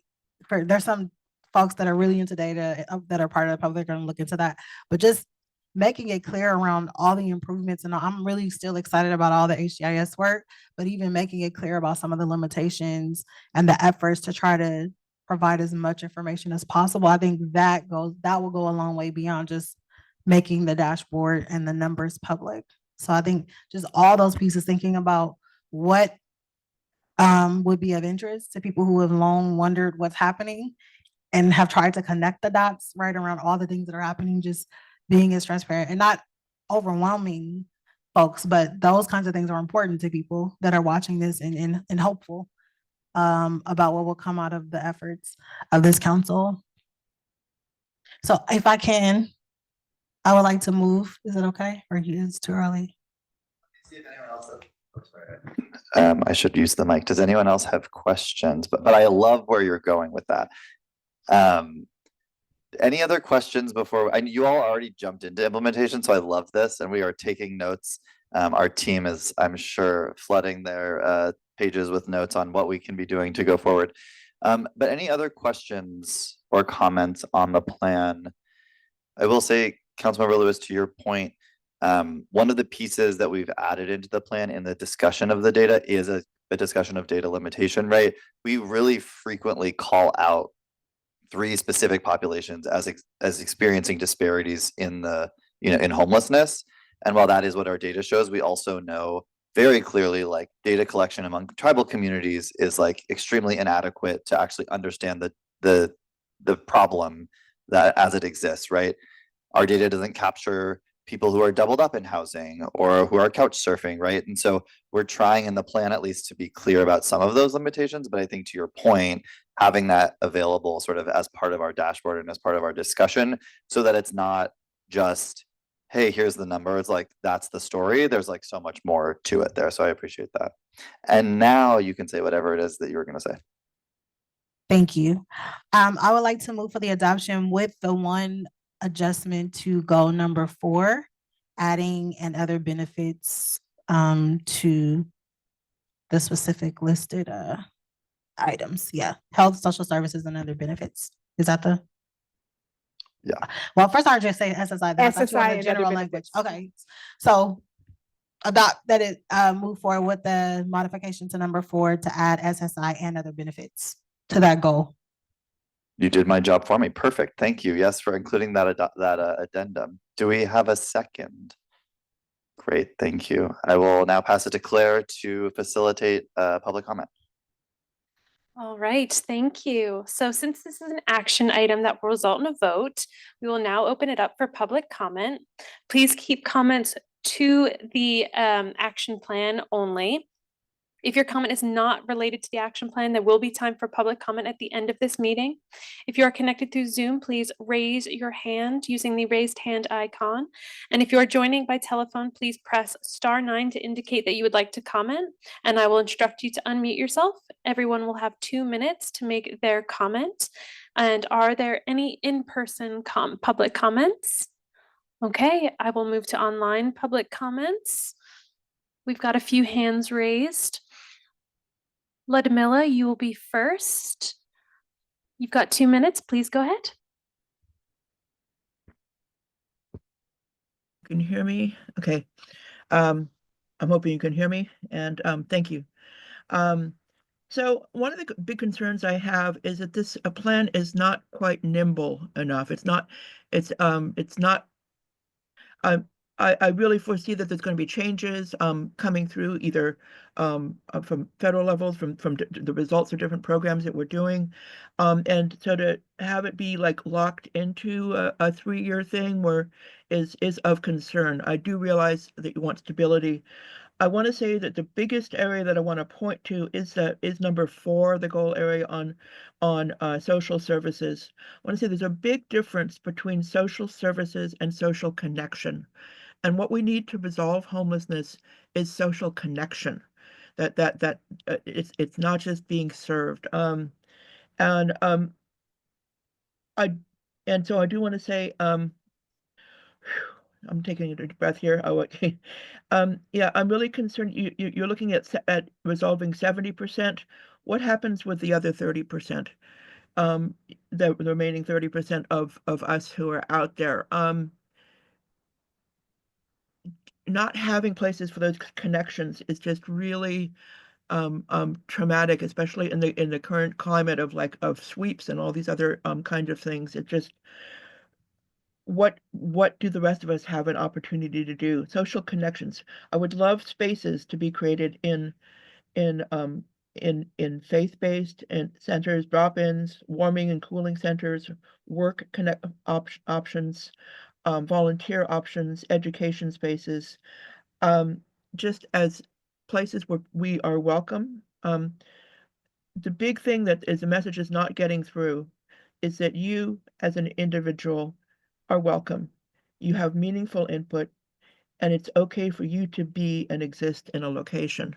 If that message is not getting through, then we're still othering people and creating harm, in addition to the wonderful good that so many of us, you and others, are doing here. Thank you. Thank you, Ludmilla. Okay, next is Susanna Parsons. You've got 2 minutes. Please go ahead. Thank you. This is Susanna Parsons on behalf of All Home. Through convening stakeholders, technical assistance, and advocacy, we work to end homelessness and increase the housing and economic security of people with extremely low incomes in the San Francisco Bay Area. I want to offer thanks to Cal ICH and all the members of the council for the thoughtful work to develop the next state action plan. This plan is an opportunity to articulate an ambitious set of state goals to prevent and end homelessness that this crisis demands and that our neighbors deserve. So I must register our concern and alarm that a goal around preventing homelessness has been removed from the final plan. We all know that state data shows for every person exiting homelessness in California, between 3 and 4 are becoming homeless for the first time. That fundamental challenge is at the heart of our state's ability to solve homelessness rather than simply manage it. We must be more strategic and aggressive about preventing homelessness for those at highest risk of experiencing it. We acknowledge and appreciate the attention paid to new housing construction in Goal 5. It is essential, and yet there is no way we can build fast enough to rely on this strategy alone. And similarly, we appreciate the attention behind Goal 4, but urge Cal ICH to go further based on what the research and the data tells us about risk. We believe this action plan is incomplete without a goal that focuses specifically on preventing homelessness for the highest risk households. I know that staff are looking at this and that there have been recent revisions, and we are eager to work with them on a set of metrics that can help track progress. Thank you so much. Thank you, Susanna. Okay, next we have Patty Prunhuber. You've got 2 minutes. Please go ahead. Thank you. I am Patty Prunhuber, and I'm struggling for my voice. I am the Director of Housing Advocacy at Justice and Aging. I want to echo everyone's appreciation for both the process and many of the goals and recommendations in this plan. I wanted to just, again, circle back to Goal 4. I would echo what Suzanne just very eloquently stated about the need to really lean into prevention as a strategy if we are not looking at the number of individuals entering homelessness, and older adults are particularly of concern. The number of older adults who are entering homelessness for the first time after age 50, as Dr. Kuchel's study has demonstrated. So I think that focusing only on prevention with respect to connecting to social services is too limited, and I would urge reconsideration of a broader prevention strategy.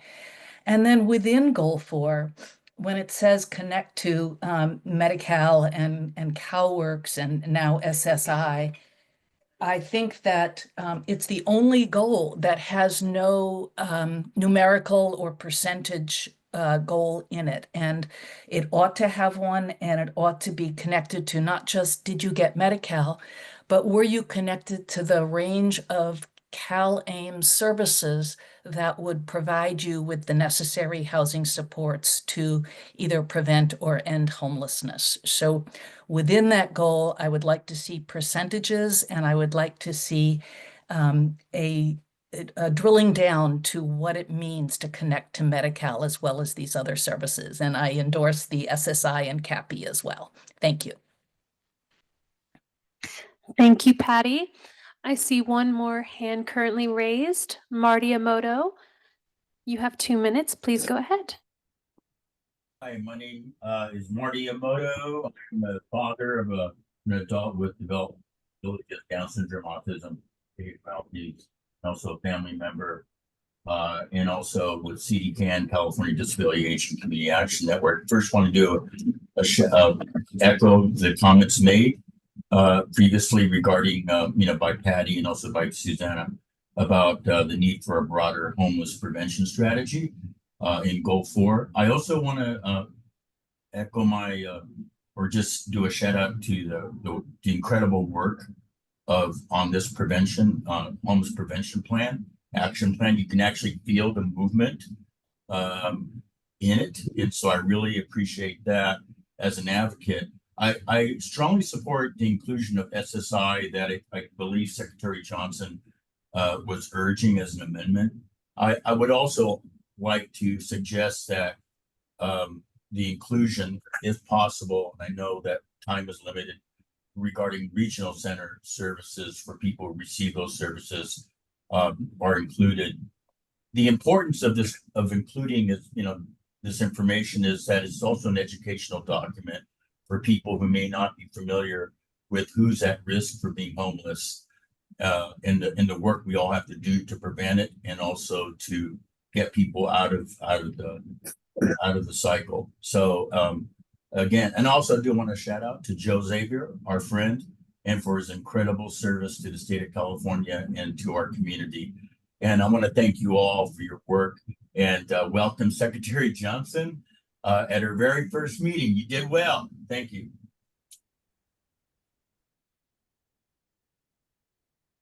Thank you very much, Marty. Okay, we no longer have any hands raised online, so I will move back to the council to see if the council members have any comments before we move to vote. Yeah, go ahead, Veronica. Yeah, can you speak to work a little bit to, the reason I missed that. The prevention language is so specific, and the general prevention, not just for people falling back into homelessness, but to prevent people from falling in the first place. Can you say a little bit more about that part of the language not being present anymore? Yeah, so I'm going to invite our director of research to come join me up here so that I don't explain it. But one of the things, so we have an action in the plan actually to explore how do we measure people, like the inflow into homelessness. One of the big challenges with HDIS data is that it's measuring service access.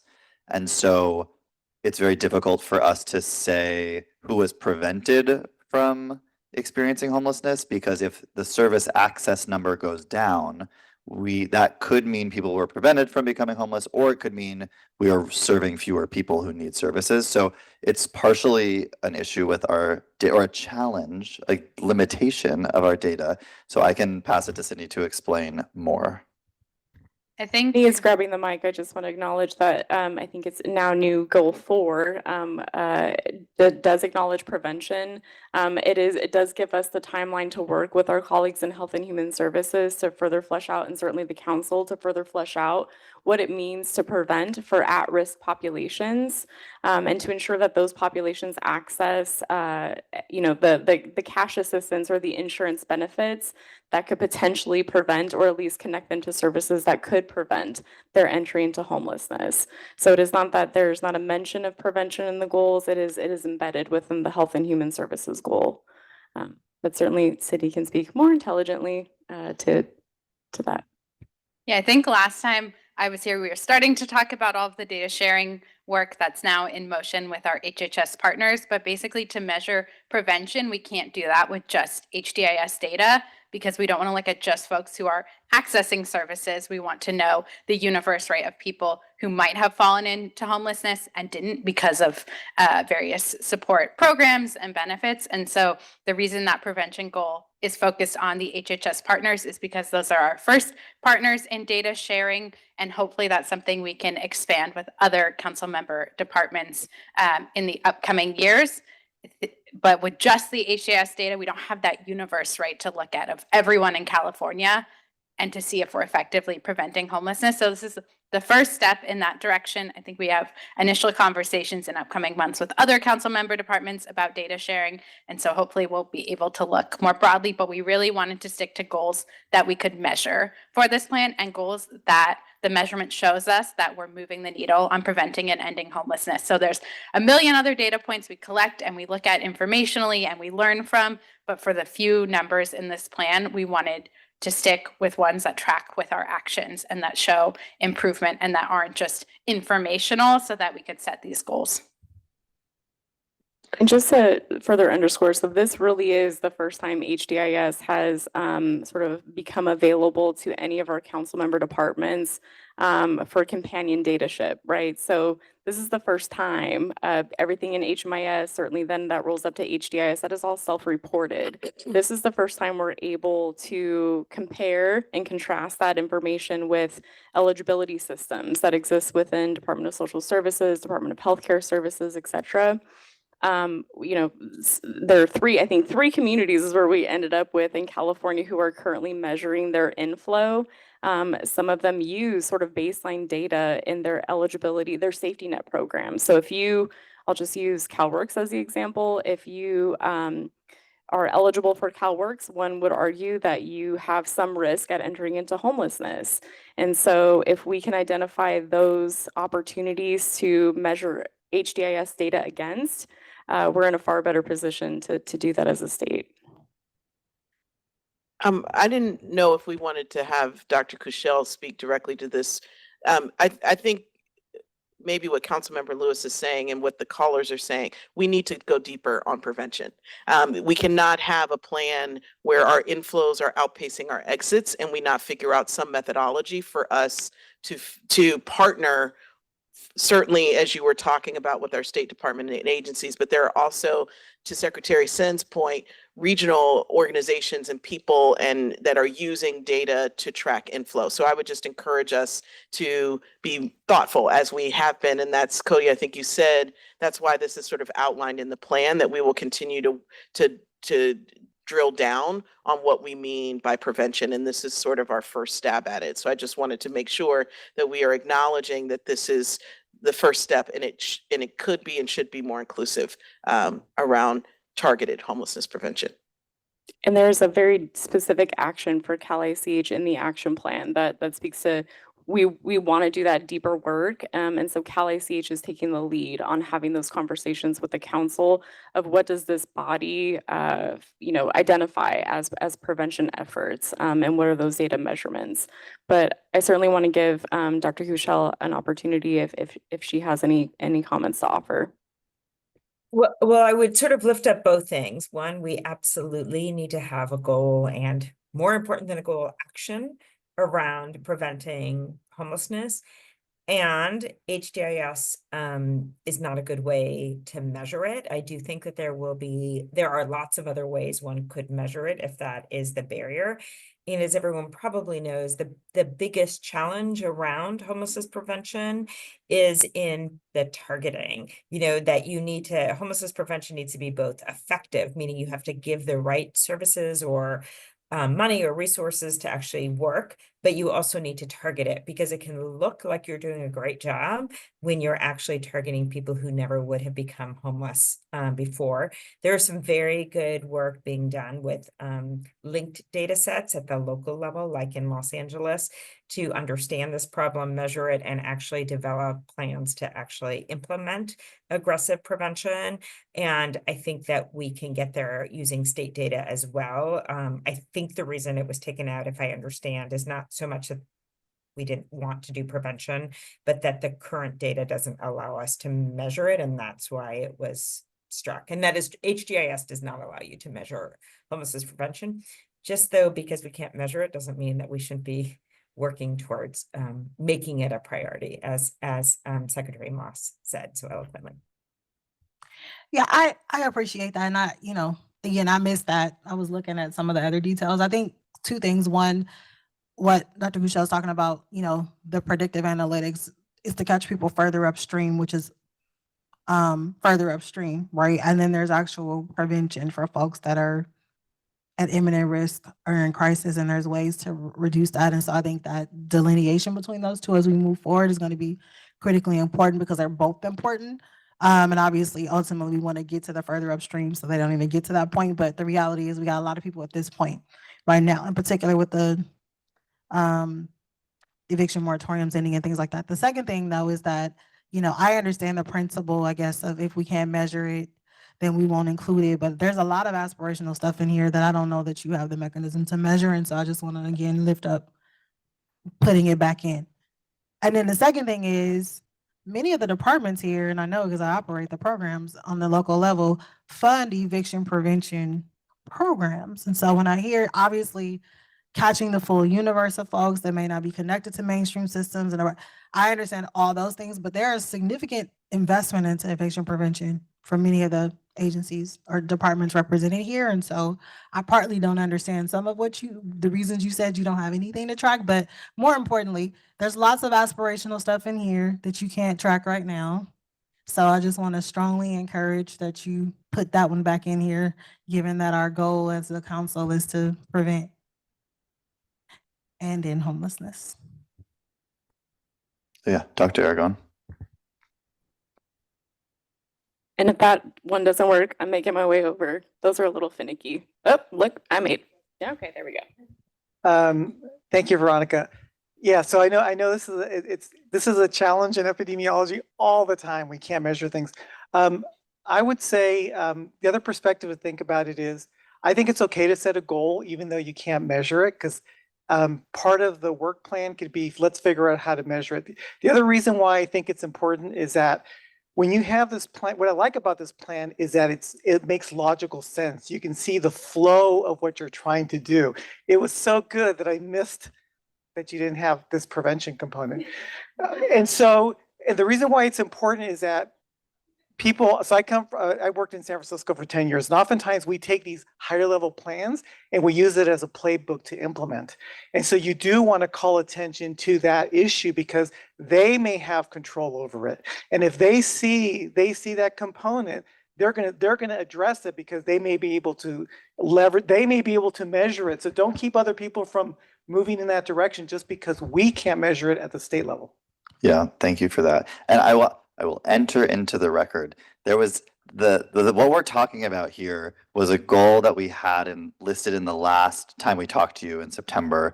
That was the ratio of people who are newly accessing homelessness services plus those who are returning to access homelessness services after 2 years of not accessing them.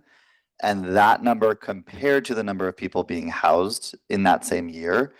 Part of the reason that we removed that was that ratio, and I'm not going to get up on the whiteboard and do math, but that is one step away from the ratio we have around the permanent housing exits, which is the number of people housed in a year as compared to people newly entering homelessness, plus people who are returning to access homelessness services, plus people who are just continuing to access services. So the 20% number, right? For every 5 people served, 1 person is housed. Those 5 people, that baseline includes the people who were newly accessing services or who were returning to access services. And so it's not that those numbers are gone. And I think what I'm hearing is we need to break down those numbers so that we know, what that looks like and what the trends look like. But it actually is still included in the plan. It's just not that exact ratio, but those numbers are still there. I just want to state that. And Oh, and Dr. Kushal, thank you. I was just going to say, I think what I'm saying, and I think what I'm hearing other people say is, I agree, those numbers are really problematic. And I agree with striking those because you could have unintended consequences. But I think as Dr. Aragon just said, and others said, and I certainly agree with, could there be a goal that right now doesn't have a measurement, right? Because we are worried that we don't want to throw out the proverbial baby with the bathwater.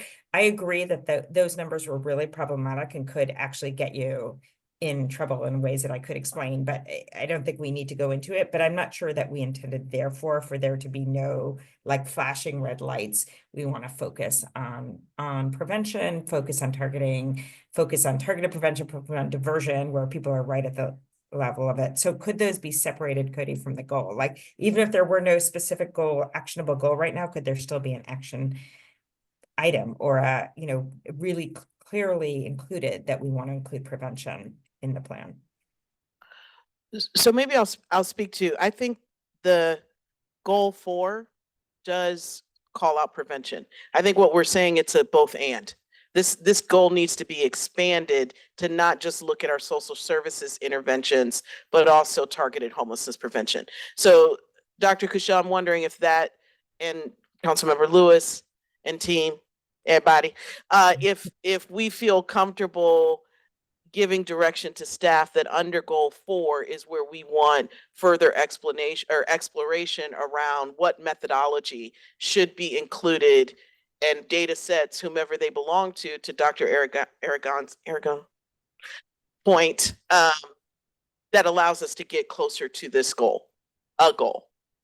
I mean, I think one thing that is striking is that like 1, 2, 3, and 5 are pretty broad, right? Create more housing, help more people move into housing.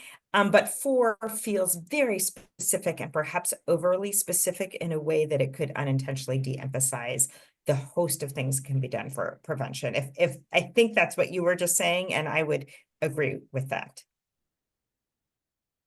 And I just want to acknowledge what I thought I understood the motion to be is that goal 4 would be expanded to say Medi-Cal, CalWORKS, SSI, and other related programs, or just wanted to acknowledge that there was an expansion. It wasn't just the benefited programs.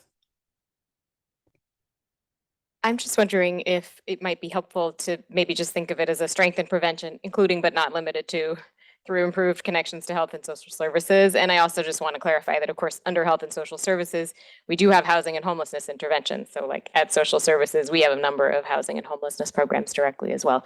So I think that is actually a fairly broad category as it is, but including but not limited to is important in really making it clear that that's just a very specific and important and broad example, but it's not the only way that we're strengthening prevention. Yeah, but one could also say, including some of the programs you fund, the financial assistance piece and legal aid piece to people to prevent them is also. So, I mean, once we start calling things out, that undeniably is a key or 2 key aspects of prevention. And so including but not limited to this and that is what I would offer. Adding those 2 to the mix. Yeah, and I wonder if so I feel like what I'm hearing here is by calling out those 2 specific programs, we've maybe, I think someone already said this, so I'm just repeating, unintentionally narrowed the focus onto those programs only.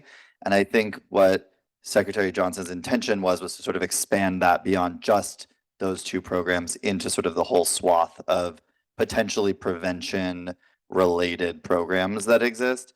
And I think what I'm hearing is like, I think initially we talked about these 2 because this is what we could measure. We knew we could measure them. And maybe what we need to do is clarify that like, while this goal is maybe we're making it a little bit broader in our implementation, and like we have a methodology section under each goal, we say, here's what we know we can measure now. That can change in the future, right? If we get access to different programs, like we can continually sort of expand the world that we are looking at and the data we're looking at. But it sounds like making this broader than just those 2 programs is what I'm hearing. And I see Secretary Sin with a hand up. And I just want to follow up. You also have your action areas. So action area number 4 is using data strategically. So I would propose perhaps adding an additional action area that is really Cal ICH's work, perhaps, which is to determine ways to measure prevention. Yes, and I'm so glad you said that. We actually do have an action area for Well, I about. can't read that fast. Well, You have no, like that's 20 okay. action items in your It's manual. you are forgiven for Of the not seeing it. 180, like Yeah, it is yeah, embedded certainly within there. No, and that was added because of these conversations that we've been having, right? Where we don't want to propose a goal that then puts us, as Dr. Kushel said, and gets us into trouble in a way that we didn't intend. But we do want to open ourselves up to being able to measure those things when we have time to really sit with them and really understand the effective ways to doing that. So I think what I'm hearing, and let me just see if I'm summarizing this correctly, that for goal 4, we want to say strengthen prevention through like including but not limited to improve connections to health and social services. Maybe we can find a way to make that shorter. And we want to increase the percent of individuals or families at risk of homelessness who are enrolled in and receiving, and then maybe like a summary word for like social services that aim to prevent and end homelessness, including but not limited to these sort of programs. Is that what I'm hearing? Yeah. This is great. Could we Keep it just going. even say help prevent more people from becoming homeless? For the goal right there. Help more people, right? So following the model of the rest of them, and then to the point of what we can measure in the future and keep building on that then changes the rest. Before our state's public health officer co-signs on that, I just want to, I think that is a reasonable, and I'd like to our director of data and research to be the tertiary signatory on this. But additional potential measurements is another opportunity for us to identify areas for additional data collection. But I see, I see stressed faces across the room. So, right. And the reason behind that was because we have baseline data for the other goals, did not have for that one. And so wanted to be very intentional to say, I have 1 and then I have 2. And then I'm sorry, 1, 2, and then 3. But we wanted to be intentional there because we knew that the integrity of the remainder of the goals was to say we have baseline data, we have numbers that exist for these other goals, we do not for this one, but we know we can obtain those from health and social service data. I'll be right with you, Sydney.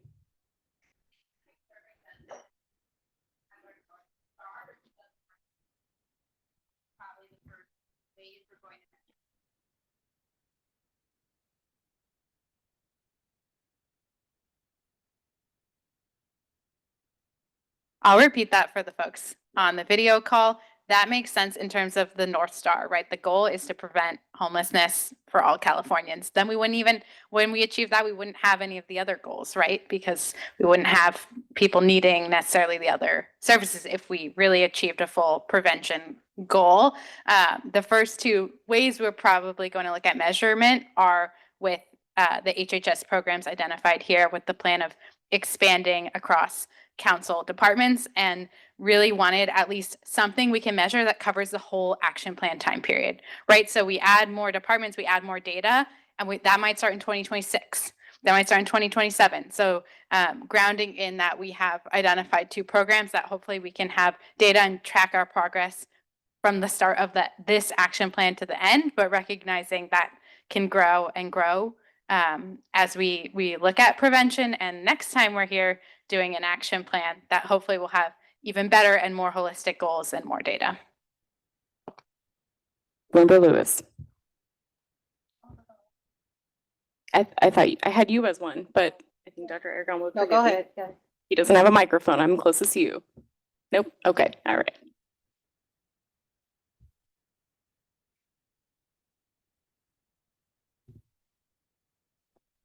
Part of the reason why I like Dr. Director Boss, Michelle, to me, it's the way that I think about what you have up there, because you have your goals and then you have your metrics, right? And oftentimes we start with goals and we use some theory of change because we know some effect some cause is going to have some effect. And later on, we try to figure out how to measure it to see if we're making a difference. But we don't prevent ourselves from setting a goal just because we can't measure it. So the theory of change is really important. And I think, so for me, the reason why what you said spoke to me is because the theory of change, and we think about this in public health, if we can keep people healthy, they won't have catastrophic medical bills and then end up homeless. That's the theory of change, is keeping people healthy, keeping people healthy, employed, financially stable is a theory of change that keeps them from then not being able to pay for rent and then ending up being homeless or being evicted. So even though I may not be able to measure it, cause and effect logic tells me, yeah, that's a goal.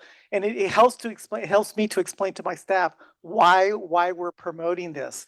They see, oh yeah, this public health thing actually contributes to preventing homelessness, because they understand those, because we're connecting the dots for them.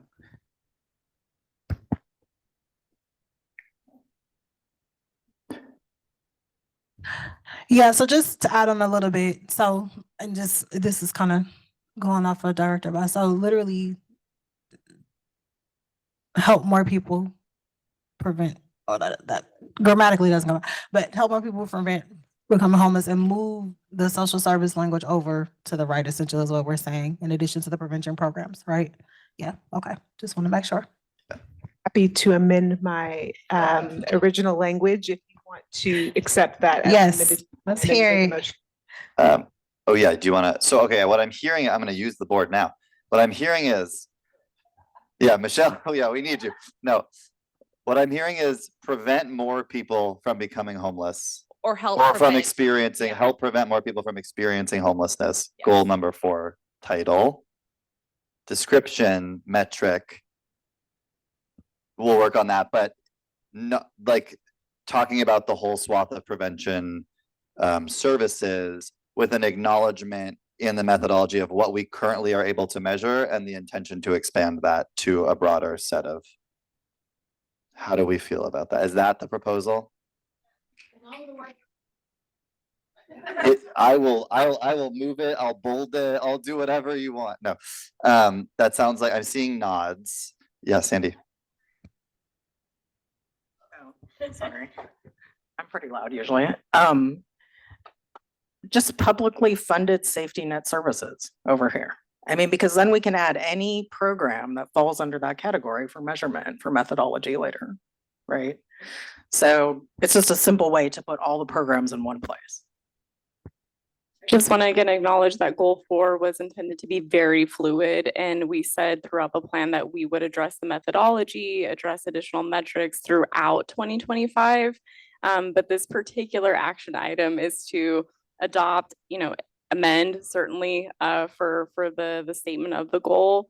But just looking at the time, and I do know that some council members do have a hard stop. Just want to reorient the council to say that the intention of this item is to adopt the plan with the goals with additional amendments, but the methodology specifically for goal 4 has always been stated as being fluid and would not be fully fleshed out until through the end of 2025. Yeah, thank you for that, Megan. And I will say, that is on me. I forgot to say at the beginning, and to one of the commenters, the intention was always to include a percentage in here. But because we're working on the data sharing, we didn't have any baseline data to put in, so we weren't sure how to like set a target. But that is definitely the intention. So I appreciate that we're broadening it. So I just wanted to say that. How are we feeling? Councilmember Damaris. Here I come. Here I come. She feels great. I know people need to leave. Logically now, as rewritten, it would seem that would be goal number 1, because it seems sort of misplaced as number 4. When you think sequentially, you would start with prevention and then you'd move. I just want to acknowledge that there was very specific feedback that we received through our stakeholder engagement that we address the most urgent need, and that has, of course, been the direction of the council to act boldly, urgently, and that is to address the folks who are currently on the street today. And then ultimately to scale to, and really these are numerically ordered, of course, but we're all working on them as a parallel process. Each one of you has programs that are happening now that are doing these things now, but felt a matter of ordering, if there had to be one, that we address the most urgent need of the folks who are on the street, knowing that the creation of more housing is the thing that's going to take the longest time.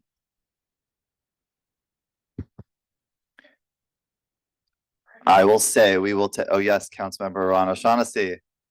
And I will say, I'm just gonna tell people now, this is a new proposal, so we will be taking public comment again on this adjusted proposal, just letting you know in advance.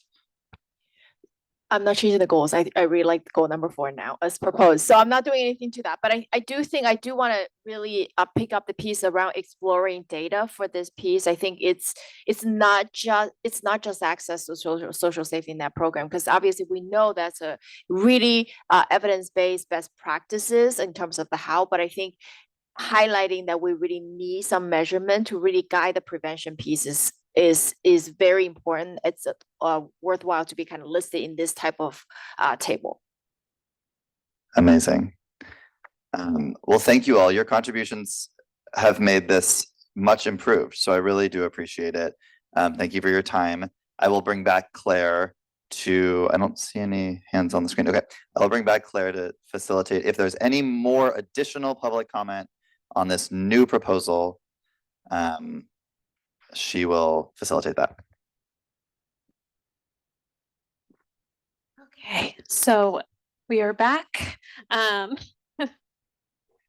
If there's anyone in person who would like to make public comment, okay, and online, if you would like to select the raised hand icon to let me know that you would like to make public comment, or press *9 if you are joining by telephone. Okay, I see one hand raised. I'm trying to find it. Oh, okay, Ludmilla. Oh, there we are. Yeah, okay. So I was kind of madly writing off the side while you were speaking.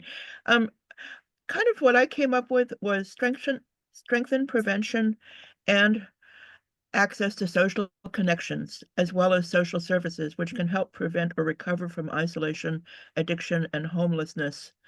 And then I kind of had, including Medi-Cal, CalWORKs, and mobile health vans, rebranding from mobile crisis vans, and then opportunities for work and social connections is what I'm getting at. But I'm not sure if what you came up with was similar to that, of basically the core of it being strengthening prevention and access to social connections, as well as social services, which can help prevent or recover from isolation, addiction, and homelessness. Thank you.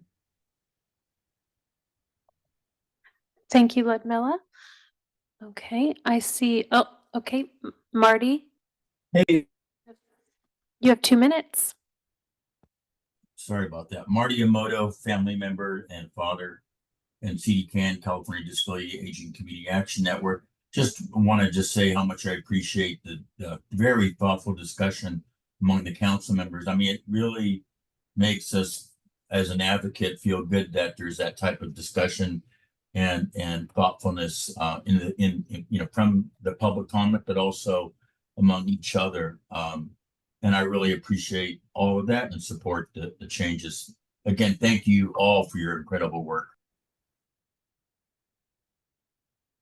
Thank you, Marty. Okay, I see no other hands raised online, so we will go back to the vote. So I'm just going to, for sake of ease, do we have a motion to vote?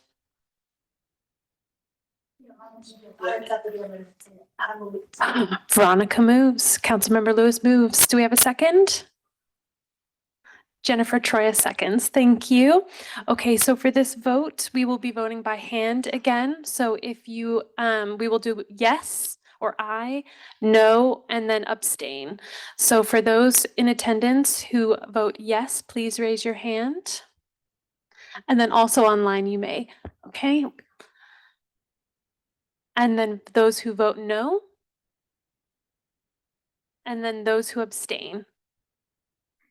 Great, thank you. The action plan motion passes. I will pass it back to Cody.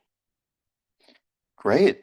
Well, good work, everyone. Thank you. And I really agree with the public comment that was just made. I think that this group is really moving into a place where the discussions are extremely thoughtful, they're actionable, and we are moving in the direction that we want to see. So we will go back, we will take these suggestions for the plan, we will make those amendments, and we will send out a finalized version of the action plan as soon as we can.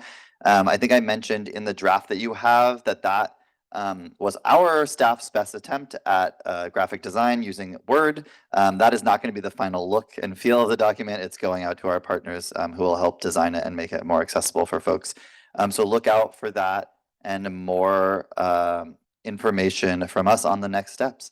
And I'm very glad that everyone seems extremely excited to continue working on the plan and the implementation. The discussion was really great. And it's exactly what we wanted to talk about. So cheers to everyone. Congratulations on the culmination of a lot of work. So appreciate your help.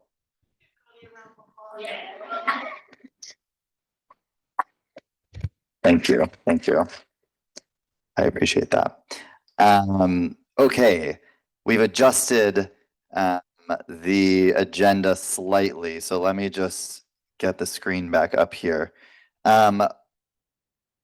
I hate to say this, but we did plan for this situation where the action plan conversation was too long, not too long, longer than we initially anticipated. So I am going to move us through these slides. Apologies for the scrolling.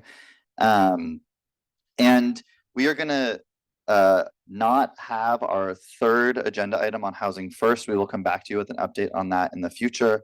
But thank you to our team for working hard on that. And right now we're going to move to the next agenda item, which is around our resources for local partners. So I just want to flag, right, as Pixie said, the plan is just a scaffolding, the plan is just a plan. It turns out at Cal ICH and across all of our departments, we've been doing work while we've also been talking about doing work. So we wanted to do a little palate cleanser and talk about some of the work that we and you all and your staff have been doing while we've been talking about the plan. So I'm going to invite our Director of Policy and Innovation, Courtney Tacker, up to present. All right, thanks, Cody. Very exciting to follow that newly adopted plan. So I am happy to be here this afternoon to share with you all the upcoming release of a resource that has been long in the making with many of your member departments. It's been a joint effort across those different departments with many of your staff contributing time and energy to its development over the past several months. So I'm here to provide a preview and overview of that for the council.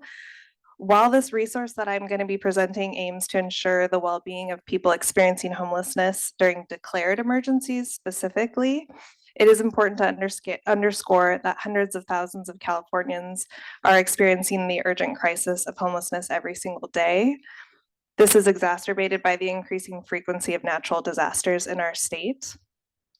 A tremendous amount of effort went into the creation of what we are calling the Homeless Emergency and Active Readiness Toolkit, or HART.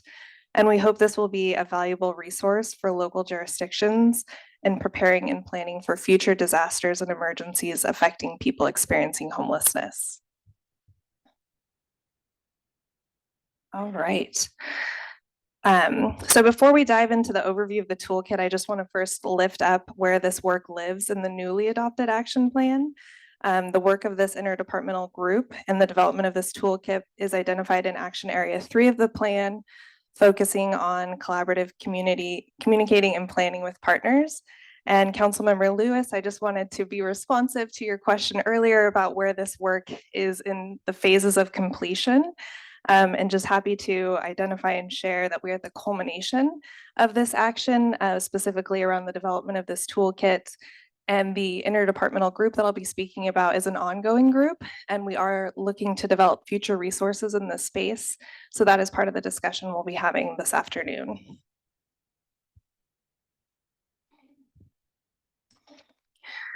All right, so before, oops, moved ahead on me, 1 second. Okay, before introducing you all to the toolkit, I just want to first introduce to you a member of our Cal ICH Lived Experience Advisory Board. We are really fortunate to work with our LEAB in the development of this resource. And we are very fortunate to have Krissa Smith joining us today to be able to speak with all of you. Krissa is a member of the Lake County Continuum of Care and is currently working to become a licensed clinical social worker. So we'll just see if we can have Krissa on screen there.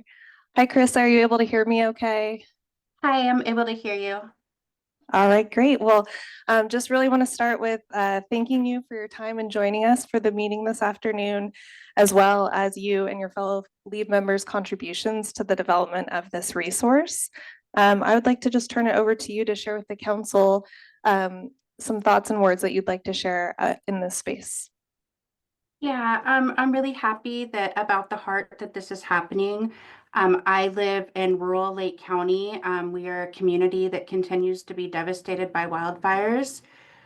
What happens to people experiencing homelessness in our community is, despite how many we have, like no one is ever prepared for it. Transportation is always an issue to get to shelters. And rural homelessness doesn't look like urban homelessness. Like you can't see it. A lot of places where people are experiencing homelessness are places where, wildfires happen. It's dangerous. A lot of places are walk-in, and you have to know the land. Like you have to know that you can't take the vehicle out there or you're going to get stuck. So I think preparing beforehand is the most important thing in the community. And the biggest thing for preparation is outreach. Knowing the land, knowing where the places are, knowing how to get folks out, knowing which places you can't get in by vehicle, where you're going to really have to hike in because we are that rural, is really important. And I think the biggest part, again, is outreach. You have to know the people, you have to know where people are, and you have to prepare and include them in the planning. This is a population whose phone numbers change very often. So getting a hold of someone by phone isn't going to happen a lot of times, especially in the middle of a disaster. And there's a lot of places in our rural area where a phone, you won't even get service. The other thing that I'd like to share with the council is trauma-informed care is needed as part of best practices at all of the evacuation shelters that do happen. People continue to report not feeling welcome that are experiencing homelessness during a disaster. And animals are a huge issue for people, place for people to bring their animals inside to an emergency shelter. And I guess the most important thing I wanted to say is rural homelessness does look very different from urban homelessness. You can't see it, and you have to really know where the places are, which means that you have to spend time before the disaster and build rapport and build a relationship and know the land and know how to get people out. And that's really what's most important in a rural community. Thanks, Krissa. Thank you for sharing with us today and for bearing with us on the time here, and for you and your other LEAD members' input and expertise in the development of this toolkit. As Krissa really focused on preparation and a lot of other key considerations, we've tried to incorporate all of those elements into this resource that I'll be sharing out. So the Homeless Emergency and Active Readiness Toolkit is a resource that was developed in collaboration with another acronym for you, Strategies, Tools, and Emergency Preparedness for Unsheltered Populations, or STEP UP is what we're referring to that interdepartmental group as. It's intended to highlight best practices and considerations to support the inclusion of people experiencing unsheltered homelessness into local emergency planning and response efforts. This toolkit aims to support local planning processes, providing resources and information when considering the safety and unique needs of people experiencing homelessness during disasters and emergencies. I'm going to first start with just a little bit of background about Step Up. This group was formed in response to the winter storms of January 2023 to support local jurisdictions in preparing and planning for future disasters and emergencies affecting people experiencing homelessness, and it's intended to be a complement to the state's priority population task force. The goals of Step Up include creating, streamlining, and disseminating information, guidance, and resources to support system leaders in advance of a disaster or emergency, developing and disseminating resources that assist local jurisdictions in preparing for and responding to disasters and emergencies impacting people experiencing homelessness, enhancing collaboration and coordination among stakeholders, and supporting the inclusion of people experiencing homelessness in emergency planning and response efforts. Step Up is led by Cal ACH and includes representation from Cal OES, Department of Public Health, Social Services, Caltrans, Department of Education, Department of Aging, and will be expanding to include HCD here shortly as well.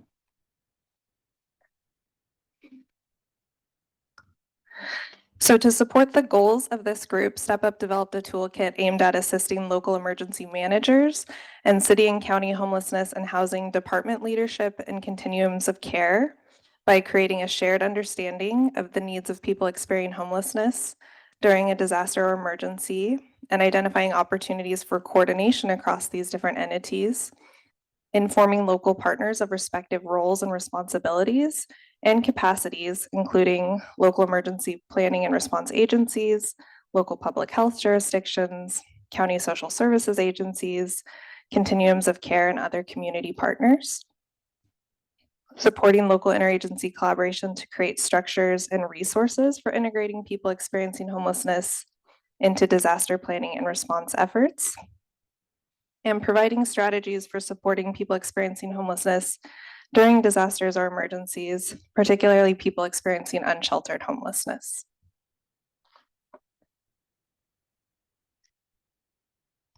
So to create this toolkit, the group completed several information gathering activities. The group conducted a review of information from a variety of sources, including HUD's disaster toolkit, resources from FEMA, Cal OES, SAMHSA, the National Alliance to End Homelessness, and many more to create this content. HUD's disaster toolkit was a really great launch point for this project, and the group further expanded on this resource and information provided in there and other resources to dive more specifically into the emergency operations structure within California itself and the roles and responsibilities of California departments and agencies during emergency and disasters here in our state. So what you'll see in the toolkit is that the group has integrated State Department information, such as the department's role during disasters and emergencies, resources and guidance created by those departments, as well as important state and local contacts and other information to support local jurisdictions. The team also reviewed 58 county emergency operation plans and annexes to better understand the inclusion of people experiencing homelessness currently in local plans. And upon review of those plans, it was found that 28 of the plans did not refer to people experiencing homelessness at all. 30 emergency operation plans did mention people experiencing homelessness, but this was often a mention of the inclusion of this population, but did not include further information about how people experiencing homelessness would be supported during these disasters or emergencies. There were a few plans that did provide exception to this, going into specific detail to support this population, and those are some of the communities we've highlighted in the toolkit.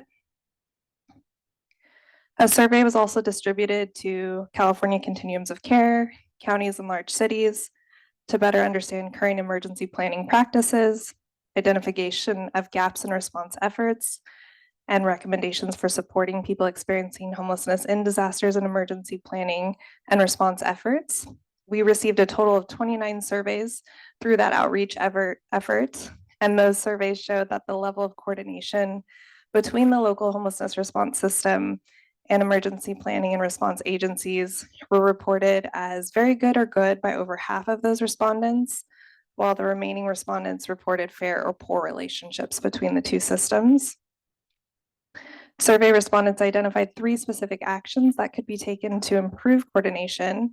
That included increasing collaboration and relationships between emergency planning and response agencies and the COC and homelessness response leadership, including engaging people experiencing homelessness and planning response efforts, conducting joint training and exercises to build trust, improve coordination, and prepare for emergencies, and communicating clear roles and responsibilities to ensure everyone knows their roles during those emergencies. The team also conducted interviews with 6 local jurisdictions to learn more about effective local practices to support people experiencing homelessness during disaster or emergency. And these are highlighted as exemplary practices in the toolkit. It's really intended to provide resources and tools that can be replicated at local jurisdictions across the state as part of a whole community approach to emergency preparedness. The group also sought input and expertise from our Lived Experience Advisory Board in the formation of this resource. And we were fortunate to have one of those members join us here today. The discussion with the LEAB members concentrated on strategies for engagement, accessibility, essential services, and transition to recovery. The LEAB also pointed out challenges such as communication issues in areas with limited Wi-Fi, the need for permanent housing solutions, and the unique challenges faced by people experiencing homelessness. The LEAB discussed ways to improve emergency preparedness and response for people experiencing homelessness and identified specific concerns and actions which were reflected and included in this toolkit. All of the feedback we received through these engagements was then integrated into the design and the content that will be released.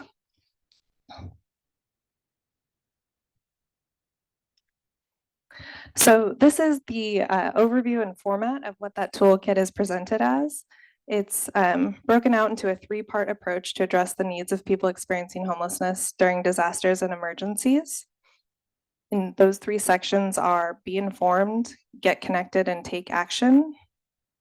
Section 1, be informed, emphasizes the importance of understanding the emergency response system and the homelessness response system and encourages readers to learn about their local county emergency plans. Section 2, get connected, stresses the need for collaborative partnerships and the inclusion of people experiencing homelessness in the emergency planning process. And this section really is focused on a whole community approach that brings together all relevant partners. And Section 3, take action, advocates for a proactive and comprehensive approach to address the specific needs of people experiencing homelessness during disasters and emergencies, focusing on communication, transportation, shelter, essential services, safety, equity, trauma-informed approaches, and transition to recovery.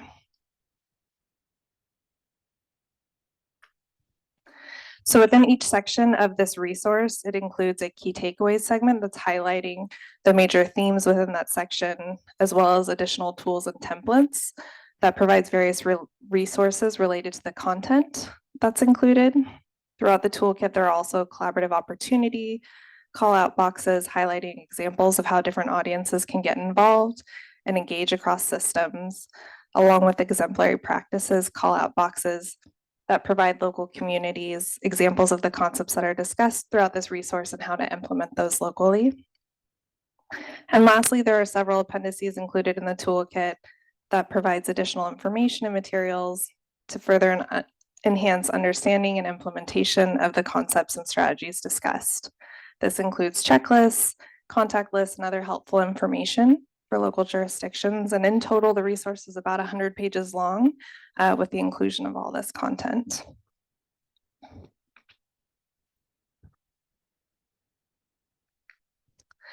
So we are really close to releasing the toolkit. We anticipate to have it posted to our website by the end of this week, and we'll be sharing it out in our Cal-ICH monthly newsletter as well as on social media.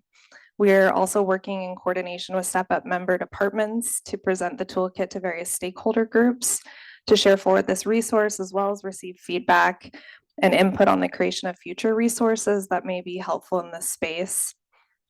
Our Step Up members have identified several groups, including the California Welfare Directors Association, California Behavioral Health Directors Association, COC consortiums, among others, and also look forward to hearing from all of you if there's other forums that you recommend for that engagement as well. And lastly, we're in the process of developing a webinar series aimed at introducing each section that I mentioned earlier from the toolkit alongside those exemplary practice highlights from local communities. So the group will be working in coordination with these communities to further share out the work that they're doing locally to support people experiencing homelessness. And we look forward to releasing those webinars in early 2025, starting that timeframe. The group is also in the process of developing some complementary resources to the toolkit, such as the creation of a funding guide focused specifically on this space, as well as case studies that we hope to release alongside those webinars. I do also want to share that the toolkit is meant to be an iterative document, so it's intended to be updated regularly as new disaster-related policies and structures are established. Most notably, we look forward to the opportunity to include tribes in future iterations as Step Up continues to expand this document and develop additional resources and information.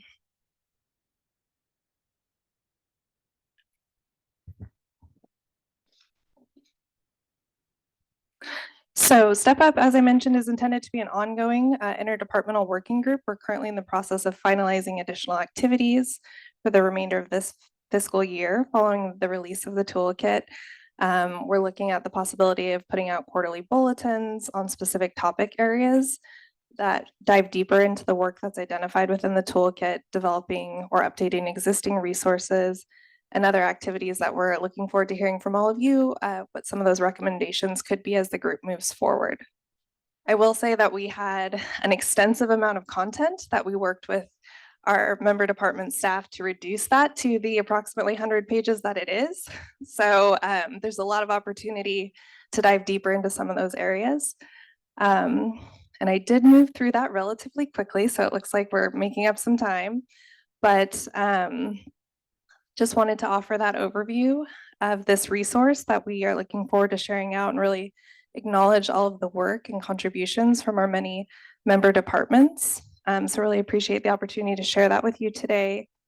I do have a few questions for discussion with you all this afternoon. I know it's been a long day, but in thinking about this resource and sharing this out and being able to present it to stakeholder groups that are be able to really implement and make sure that this is a useful document for local jurisdictions. I mentioned a few different forums that we're looking at presenting this work to and this resource to, but are there other forums that we should be engaging with to share out this resource? And as I try not to break my neck on this particular movement, I just want to say, personally having served at the local level, both in public health and social services as a whole, this is something I would have found very useful in county leadership. I mean, so often the folks who are focused on this population are not part of the very intentional structure of a disaster management, emergency management, but also play a very important role. So again, selfishly, I would say this is something that I would have very much appreciated having served at the local level from our state partners. Co-Chair Johnson.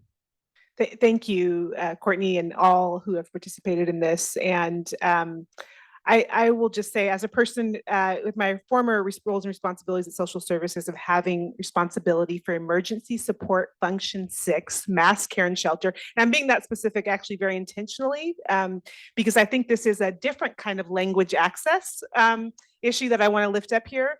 But had the opportunity, obviously, in that role and responsibility to be at the shelters where we can predict that the individuals who are most likely to still be in those shelters post-disaster are the unsheltered populations. And so how do we take advantage of the opportunity that they're there? How do we look at additional housing solutions and case management while they're there? So my question is really about making sure that with the organizations that you have identified, maybe it's an ask as opposed to a question, to talk to them in their language. So Director Ward, I'm almost there with my emergency services language. I work on it all the time, but I really do think that's important. So if you're talking to emergency support and in coordination audience, to actually identify the plans in their language. Is it the ESF? Which plans should they be thinking about to incorporate to the kind of analysis and the scan that you identified in some of the surveying work that you did when you're talking to county welfare departments or human service departments? As you're making sure, again, you're making those connections in the plans that they might be looking at. So I really would just highly encourage some kind of customized, tailored communications that help each of these systems kind of talk to each other in a real way and point to each other through the work. But thank you again for it. Before we go to Councilmember Ward, I just want to say that one of the 100 or so pages of the plan is very intentionally provides a very beautiful visual actually of what sort of the incident command structure looks like and who at the local level is responsible for each. And so this is meant to be a very broad reaching document to say, if you are a medical branch, if you're a public health director, here are the things that you should consider. Similarly, if you're a welfare director, here are the things you should consider, because in the incident command structure, this is what you're responsible for. So those things are included.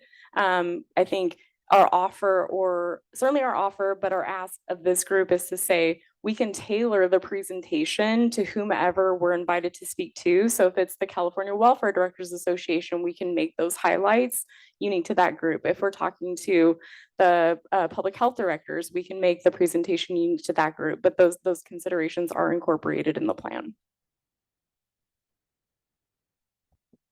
Councilmember Ward, did you also have a comment? Yeah, I just wanted, and Courtney kind of spoke to what I was going to say in the types of audiences that these presentations can be geared toward. But but I also agree that we need to hit more of the emergency managers, and like the California Emergency Services Association, their conference with, some 1,400 people. It's not just the emergency managers, but it is the medical, it is fire, law, it's social services, it's a plethora of those ESFs that Secretary Johnson was talking about. So that's a good place. I'm actually bringing the the county emergency managers to Cal OES tomorrow for an all-day conference. And so we'll certainly speak to this as well, because we're going to be speaking to them about their emergency operations planning, which is part of the takeaway that we've taken from this task force, to ensure that those are the kinds of things that are incorporated now into each of their plans that they're required to do. So I appreciate all the work that the task force has done on this. Thank you. Thank you, Councilmember. Is it on? Okay. I wanted to reiterate the sentiments that were shared from the Lived Experience Advisory Board. As a girl who grew up in Del Norte County, not Del Norte, in these, I don't know if you guys have thought about connecting with the schools or the local education, being a place where we would lose power about 4 days at a time in a given month during the winter with no cell service, et cetera. It was kind of the schools that seemed to be a hub. When these incidents happen, they'd have emergency kits actually in the classrooms. No more peanut butter, I don't think, anymore these days. But I wondered if connecting with the school districts or the local county office of ed, especially in those rural areas, would be helpful to disseminate that information. Yeah, that's great. Thank you. And we do have members from Department of Education on the work group and have identified some of the roles that local education can play in supporting during these instances. And that's certainly another area that we're talking about rural communities and things like that. This is our first iteration of a large resource, but looking to develop more specific resources that we could to support community specifics like that as well. And just before we go to Councilmember Lewis, just want to reiterate that this was a statewide task force meant to support the work of locals. We can certainly uplift the message, like these are the partners that you should be connecting with. Certainly local emergency services plans are required to do that currently. But how do they better connect with students who are experiencing homelessness? But just wanted to say it would not be the role or the intention of this particular plan to make those connections with each of the school districts. It would be for the Step Up Task Force Committee, so on and so forth, to connect with the California Department of Education to think how could they best connect with their stakeholders and local education departments. Yeah, thank you. This is great. Just can you say a little bit more about the local targeted outreach? Because I don't know if I heard you say like COCs and some of the behavioral health departments, who a lot of them have specialized outreach teams, and just really thinking about all the local systems that are responsible for supporting folks that are unsheltered. So can you say a little bit more about that? Or it's a suggestion if you didn't say that. Yeah, no, thank Okay. you. Those, so the ones you mentioned are groups that we are intending to provide presentation to, just, share forward what this resource is, how it can benefit local communities, and then also receiving input and feedback on the development of future resources and expansion of this resource. And so looking for other suggestions if there's groups outside of that, that would be beneficial for us to make contact with as well. Yeah. I just, Oh, sorry.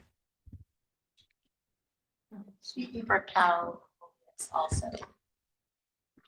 Speaking for Cal OES also, I don't want to forget our community-based organizations that we work with very closely with our least dose programs.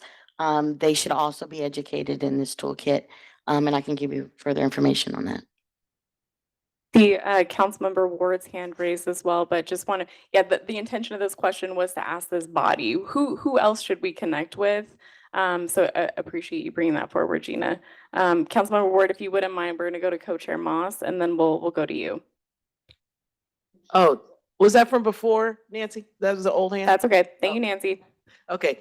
I wanted to maybe answer the second question a little differently around the people experiencing homelessness and what their role can be in the recovery within their own communities. There feels like a workforce component here, very similar to how CAL FIRE recruits folks who are formerly incarcerated to become a part of disaster, not only preparedness, but actually it becomes a workforce component for that particular population. So in exploring sort of how we are responding to those experiencing homelessness when there is a disaster, just also thinking about how do they benefit and recover from disaster opportunities that emerge once communities are rebuilding. So just that came to me as I was thinking about, like, yes, we want to make sure they're not overlooked as we go into community when there's a disaster, but also how might they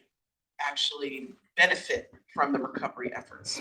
Yeah, and we focused, this particular toolkit's focused a lot on that preparedness aspect, and we do speak to transition to recovery slightly in there, but that is an area that we'd be interested in expanding on further. Just want to be very, also very transparent with this group. A lot of the feedback we received, not just from persons with lived experience, but from the surveys that we received back from local respondents, is that it's not just that this population is overlooked or not included, but in some cases they're intentionally barred from accessing the services. In many communities, we hear that if you were homeless prior to the onset of a disaster, you are not eligible for any disaster relief services whatsoever. So I just want to make that very clear. That was included in the abundance of survey responses we received. So that going back to sort of our goal structure, like what we're responding most urgently to, down to, you know, what we can do moving forward, I just wanted to respond to that, Secretary Moss. Councilmember DeMorris. Thank you. I'm so proud that our state is leading in this way, and it's really a sensitivity training that's being offered. I don't know what FEMA and the American Red Cross do in this space, and if we could educate them, or if we drew from their resources, but we might want to look at that too, because they're often the first into the point about people being barred. It may not be our own people that are doing that. Yeah, appreciate that. I will just speak from my own experience in local public health and social services. It oftentimes is Red Cross, unfortunately. So I think it is just an adjustment of the understanding between the state and the state organizations and its relationship with Red Cross, and sort of level setting what our expectations are, that we expect for them to serve any person who's you know, impacted from a disaster, as opposed to being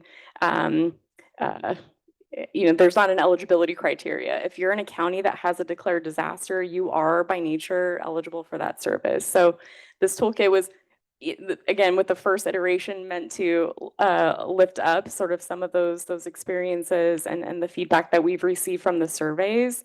Again, this is not the interpretation or the impression from any one department, but from that of the locals, including our persons with lived experience. I do see that we have hands raised on line number 1 is Councilmember Dr. Kuchel.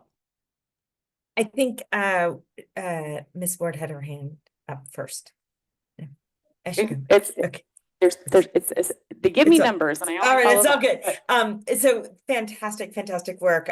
Two quick comments. One is that in the California statewide survey, we definitely saw that people who had been in impacted counties from wildfires, or even those in neighboring counties, were experiencing homelessness years later when their initial homelessness was caused by the event.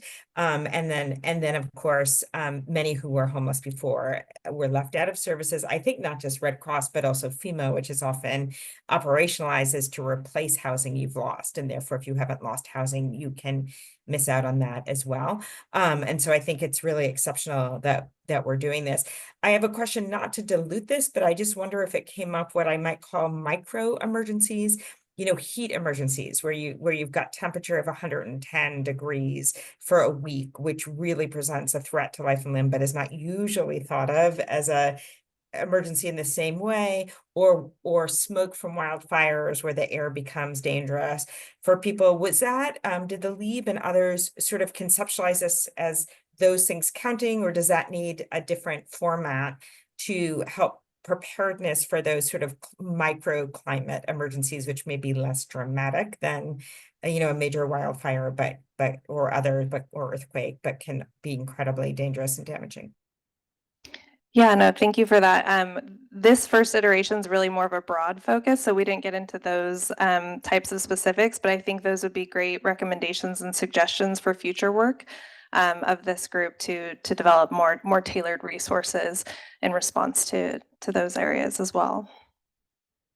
And Councilmember Ward, I do know that your hand is up, but I think if you can speak a little bit to how Cal OES designates a disaster, or like disaster designation, right? Like I know in times of inclement weather, oftentimes that's left to the local jurisdiction to determine. Not to say that this plan could not incorporate those determinations, but just want to be very clear that this toolkit is meant to address formally declared disasters. Yeah, but there are, to Dr. Kuchel's point, there are protocols and initiation of types of response operations. To her point about extreme heat or extreme cold, there is a weather protocol, quite frankly, that has local governments opening up warming centers and cooling centers and shelters that certainly the unhoused would be welcome to participate in those facilities as well.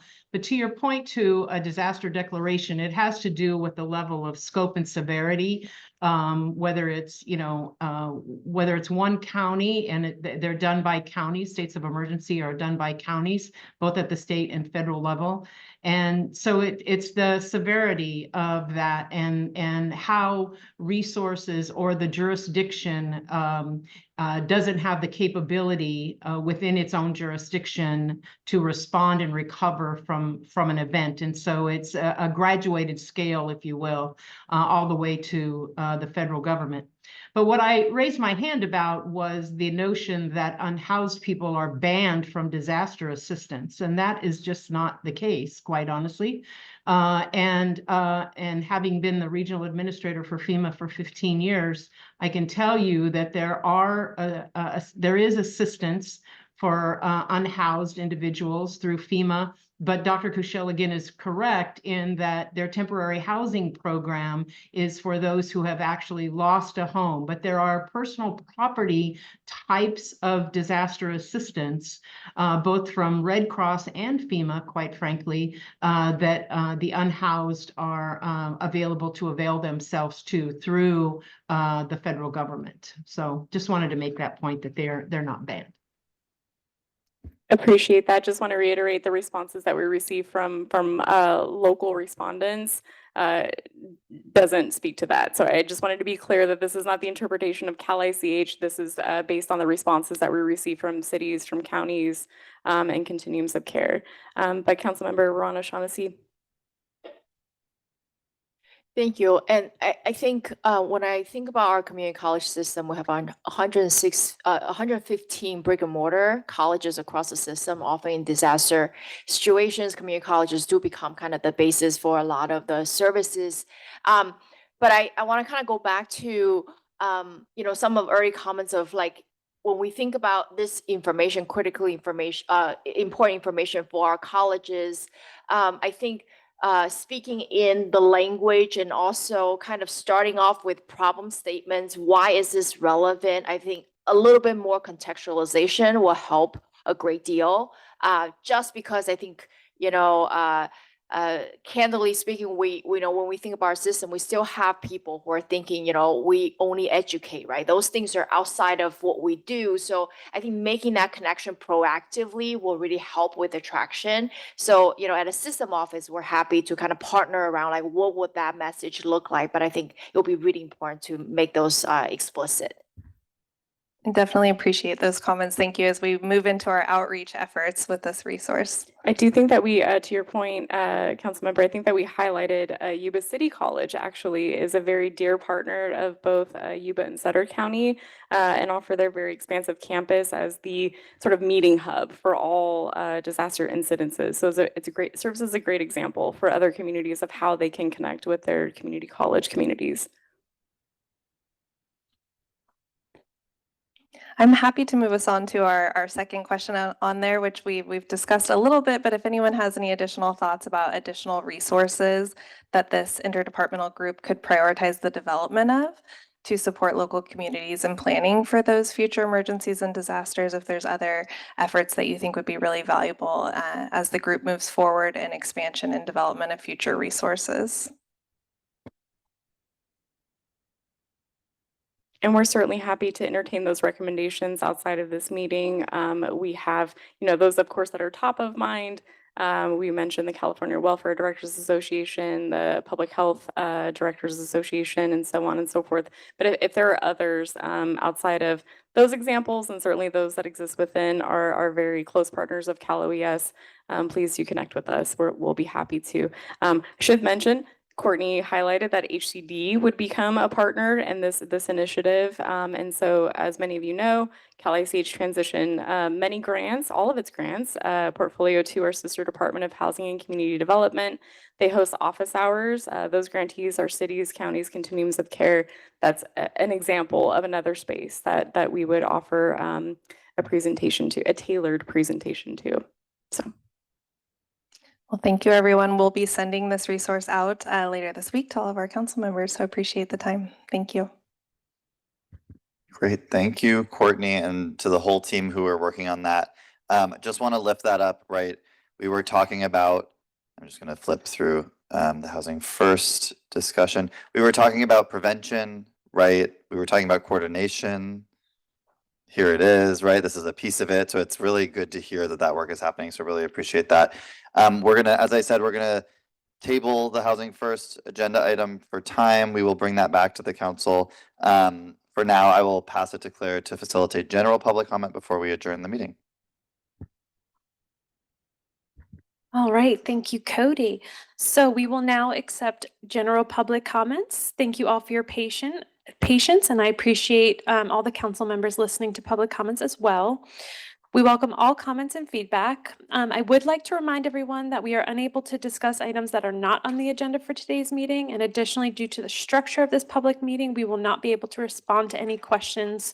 If you have any questions for Cal ICH or the council, the best way is for you to email us at calich@bcsh.ca.gov. So everyone will get 2 minutes for their public comment and perfect, it's up on the screen.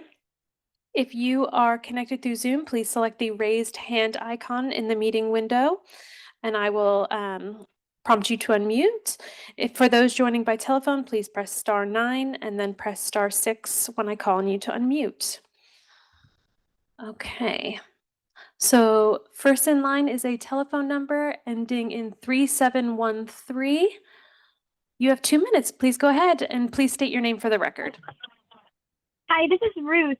Is this general public comment or the disaster item? General public comment. So there was no public comment on the other item? No, it was not an action item, I'm afraid. Okay. Okay. So for I mean, my you can general comment public- on that. Yeah, I would need another minute. Okay, so for general public comment, I know this body oversees home key, and there's a lot of issues happening with home key in Los Angeles where I'm homeless. I'm trying to assist a lady named Ava she's about to be on the streets. She had a notice to vacate dated for removal November 11th. So she's just on borrowed time until her name comes up on the list. And she's been trying really hard to advocate for herself. She's done really impressive work, but no one is even able to help her access the waiting list for the home key, which is due to open in her neighborhood this month. According to news reports, it's the Ramada. It's had $15 million spent on it, and it's been vacant since 2022. And yeah, it's only got 33 units. We need to get a plan for her for when she gets removed from her unit so that she knows where to go. Like, if it's a matter of her finding a place to stay for 2 weeks, like, people that I know would be able to host her for that because they're on Section 8 and that's allowed up to 2 weeks. But until her name's on a list, we can't help her. She's going to be on the streets with us. She has disabilities. This is unacceptable. These home key properties have become nuisances because they're contributing to unsheltered homelessness because of situations like hers.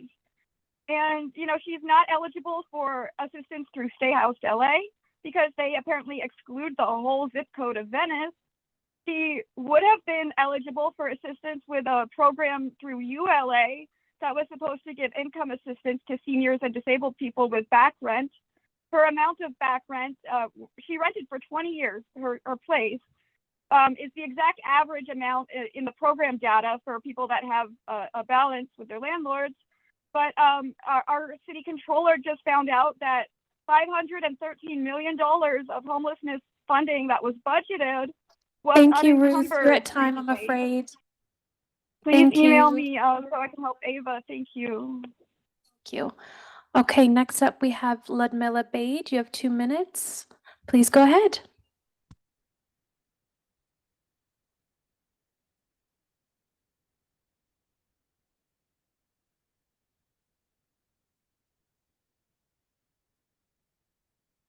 Trying again. So hoping you can hear me here. I wanted Thank to you, say, Ludmilla. yeah, good. Okay. So I wanted to say I'm so excited to hear this presentation on emergency disaster preparedness. I want to say that I have taken CERT training. I'm actually a CERT level 3. And the CERT training that I did, the community emergency response training, was one of the big lifesavers for me when I became homeless.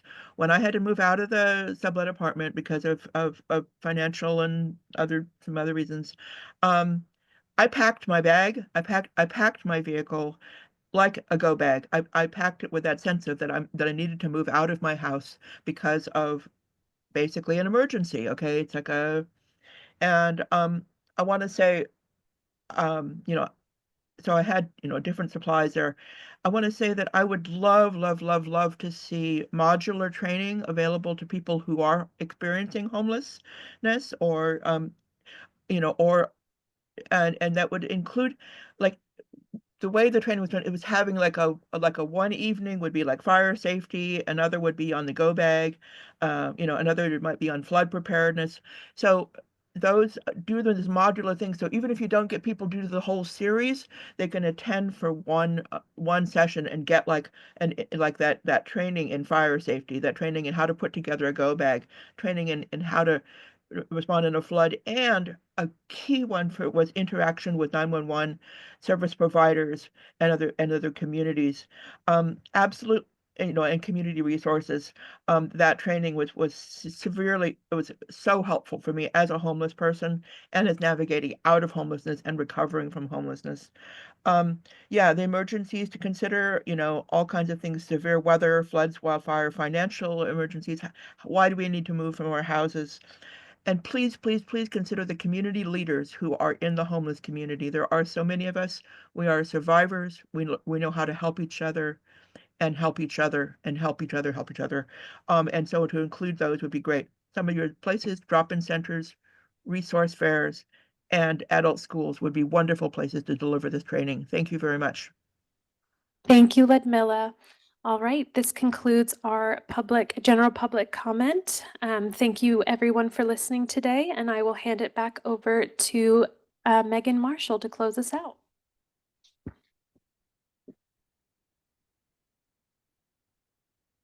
Which if I can find my notes, that would be fantastic. But all of that to say, so sorry, we've adjourned public comment. But if you do have a question or a comment that has not been included in today's meeting, please connect with CalICH staff at calich@bcsh.ca.gov. And with that, I would like to call adjournment to this December 3rd council meeting at 4:02, let's say, p.m. Thank you all so much.